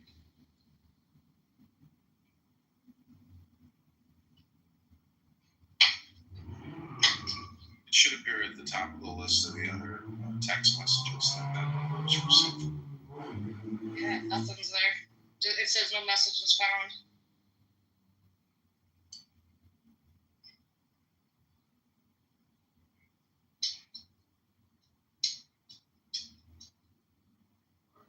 I didn't even hear you say anything. We can try to get another day. It's not the end of the world, but this is just one way that everybody, kind of does a team building experience on getting. Well, she's right here, so she can still talk through mine until we get hers working. Yeah, I'd be happy to pay you to do signatures today if you want, and then the next time if we can try it again, because I would like everybody to be able to independently join the conference call, so everybody could be at home and don't need to get together in the future. So basically, if you just want to introduce yourself and tell us your list of priorities if you were the president of the United States. Oh my God. Considering I'm pretty indifferent currently when it comes to politics, but I'm Gina, and my priorities would be getting the economy fixed. Okay, fantastic. So you're going to meet a lot of people out there today that, obviously they're left or right or center. And I hope, you just bring a positive vibration with you and ask everybody who signs to sign as if somebody could read it, because every signature that is, not visible or can't be read will be challenged and removed. So you'll really be wasting your time if the signature isn't clear and concise. So just ask politely, please sign as if somebody could read it, and they'll slow down a little bit and thank them and maybe even hug them and, just wish them health, wealth, love, and peace of mind. And hopefully we can have, an improved economy for everyone, if that's your priority. And ask people after they sign, what is your priorities? And write it on the back of the petition, just put a little note. And that's really all you've got to do for the campaign. Already. That shouldn't be a problem. Okay, and I can pay $1.50 a signature. I know it's not much. It can take a lot of time and effort to get a signature, but go to high volume places, farmers markets, train stop, tailgates, if there's a football game, high school game, or college game, or somewhere. Wherever there are people, you're obviously going to get more signatures. The max budget is 100 signatures, so the most I can pay is $150 total. And you will be required to mail me the petitions with a forever stamp. I'd be happy to pay you for the stamp as well. That's not a problem. I just got stamps. Okay, great. Well, I really appreciate it. Do you have any questions, comments, or opinions you'd like to share with me? Not at this time. Hey, Gina, Heather, Andre, thank you so much. This has been another great onboarding, and I hope you can get the Clubhouse app downloaded in the future so we can have a conference call. We can also use this app to do fundraising. There's a lot of political people on here, and they would love to hear your experiences. And anything we fundraise from this app that gets sent to the campaign, I'll send right back to you. And I thank you guys so much, and I hope you have a great evening. Just send me any text messages, send me screenshots, and I wish you guys all the blessing. God bless you. I hope you guys have a fantastic. All right, you too. Thanks, Heather. Thanks, Gina. Take care. Have a great evening. Yep, you too.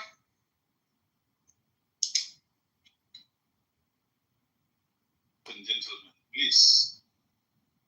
This is a room for Dominics.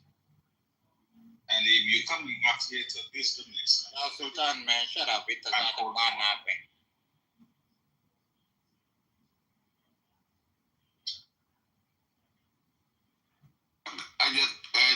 too personal. Just leave it. Isaac, don't make it too personal. That's a general. Let them just go down and wait. So let us just talk normal because Dominic own the rooms and you cannot come up here and abuse him. If you come up here to discuss, all right? But abusive language is not allowed, gentlemen. What give you the right to abuse somebody else? You know the problem we have sometimes. What kind of characters is this, Jamal? Why people are if you don't agree with the topic, you just argue your topic without abusing Dominic and so forth. That's not the case, Jamal. And then we are one people. All right? Dominic came up with his opinion. If you have a country, a counter argument, what he said, you just argue without abusing him and all this kind of thing. Then let us be honest, Jamal. Let us be honest to one another. I can see that he was saying here, he was saying here, do you think this is not obvious? He was saying here, calling Kitover Nyam. He's saying it. Is that obvious? No, the name Nyam Nyam, the name Nyam Nyam, it's not a bad name. They is not a bad name. They either Morley, not a bad name. They use it with Rutan. That's all in the road. Yeah, not obvious. And pull away, you are to look there. When you got your He's abusing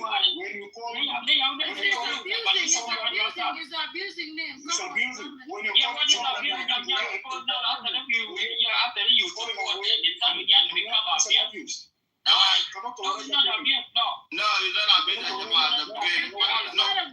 Stop calling them Nyam Nyam. Why go and have our father? Now they call us Jenge is not abused.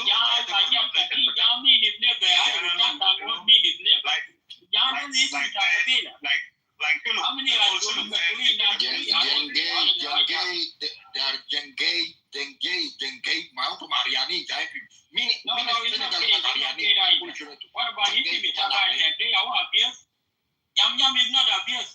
Don't take it be wrong way. Nyam Nyam is abuse. You can have the kind of abuse they have abuse. Okay, tell them the name. Call them Equatorial, they're not Nyam Nyam, they're Equatorial. Nyam Nyam is not abuse. Only Nyam Nyam to me now. Okay, then I'll go to Juba. Nyam Nyam abuse, Jenge is abuse. Okay, so you mean what you're saying and then? Yeah, how do you call Equatorial? How do you call Equatorians and then call No, Arabs. In one on one. Rutan what? Nyam Nyam came from Europe because they didn't know Equatorial. Leave it alone. Call them Equatorial. Problem with one more. Nyam Nyam, they are all over town. Go and talk to our grandfather. They will tell you why you can't. It's mean. They talk fast. That's where the name Nyam Nyam come from. Just like the way we call Murle Jebe. It's not a business name. I don't know why people. Koko is the main chap people according to history that I learned. That name was created by like Boon. And when they call them Boon because they just people from Robo India go and maybe you because they chop. And the long story, but now the people turn it. The people turn it in the wrong way because they say Nyam Nyam that people who love to food, but it's not the way that they created before. That means that they chop people. Dominic, let us organize the room. Let us just go one by one so that people will contribute, ladies and gentlemen. It was Kalman who was talking. So Kalman, can you finish your speech so that the line move? And let us not abuse one another, Jamal. Let us benefit from the topics. Let's go.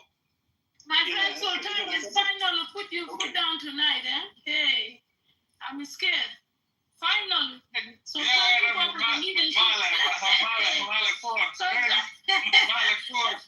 about time. You take your leadership and instead running away. Congratulations.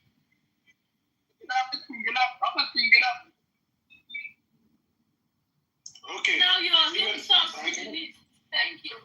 Anyway, okay, even I cannot contribute to this topic because this topic does not make any sense to me, and it does not even, give me a chance to elaborate more because I can see the topic doesn't have any meaning. So it just the topic being created for us to come and argue and making this, this useless statement. That is for me. I don't contribute in such, topic that doesn't have any meaning to me as a person, let alone the audience. So I will not contribute this topic. I'll just go down. I just came here to ask him those questions, and I figure out who he is now. Then I will not leave him alone. Thank you. Thank you. Yeah, so in fact, the line to decide with me because you guys distract me a lot. I did not come to conclusion. I did not finish.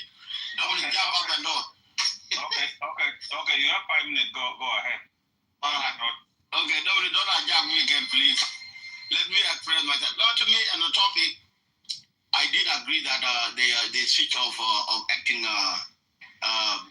by president or chairperson in IO is relevant, personal perspective to me, because why he recalled back the incident that happened in 2013 to call for justice, and this is what we are always complaining about. If we knew that there's some certain thing that happened in the other side, and the citizen regroup themselves and say what has happened, we condemn it. And they knew that they're the citizen. So even the victim can have a sense that the acknowledgement that have been overthrown to them by thrown to them by the or sent to them the condolences word in other ways, they could put comfort on them. It's not a big deal. In a way that the matter that Dominic argued that in the case of NAS and the IO, why not? They don't have allies. If you knew that you have a common enemy, you need to regroup yourself, reorganize. It doesn't mean that we yet taking over the leadership from the by president. Nevertheless, even his speech yesterday, he did acknowledge it goes. So any political term that's circumstance where you see if you cannot achieve this, you go this. As you see now the tactic in JC, what do? They brought mercenary, they brought Uganda, they brought Russia. Because why? To knock down the opposition.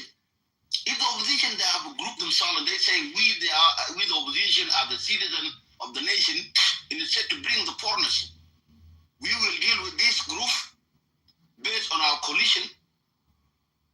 There's nothing wrong to do with it. Either I call personal. But everyone have opinion. You get something wrong because you say they coming to fight the opposition. They're not fighting opposition. They're fighting the places that has a white army.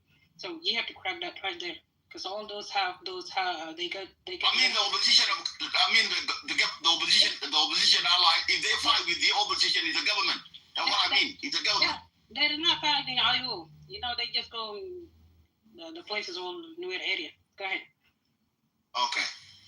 So maybe you mistaken me. So I mean, like if the opposition have a unification and they fight with the government, with the JC group, it's okay. Because that's the only thing that will overthrow and change the life for innocent. And instead for us to fight individually, because we're not fighting with the government, we are fighting with other separatist foreigners. It's too heavy for one opposition. Their call to make a unification within themselves as a citizen is the right call. In my personal view, you may hate it, but the government don't like it. Because the government want to deal with this opposition today, because they know that they have upper-handed, they use the country resource, and then tomorrow they go deal with other groups. But if 2 or 3 groups have a good communication and come up with one vote, it's heard, the JC. So then I will stop there and I'll give you to China Jama. But we yet, his call is right. It's a call for justice. It's a call for acknowledgement. It's a call to give the condolence to the people who lost their loved one. Instead of Wyoming, everyone in South Sudan lost because of incident of 2013. But we know where the major problem where it was. We know it. So he did not do any bad.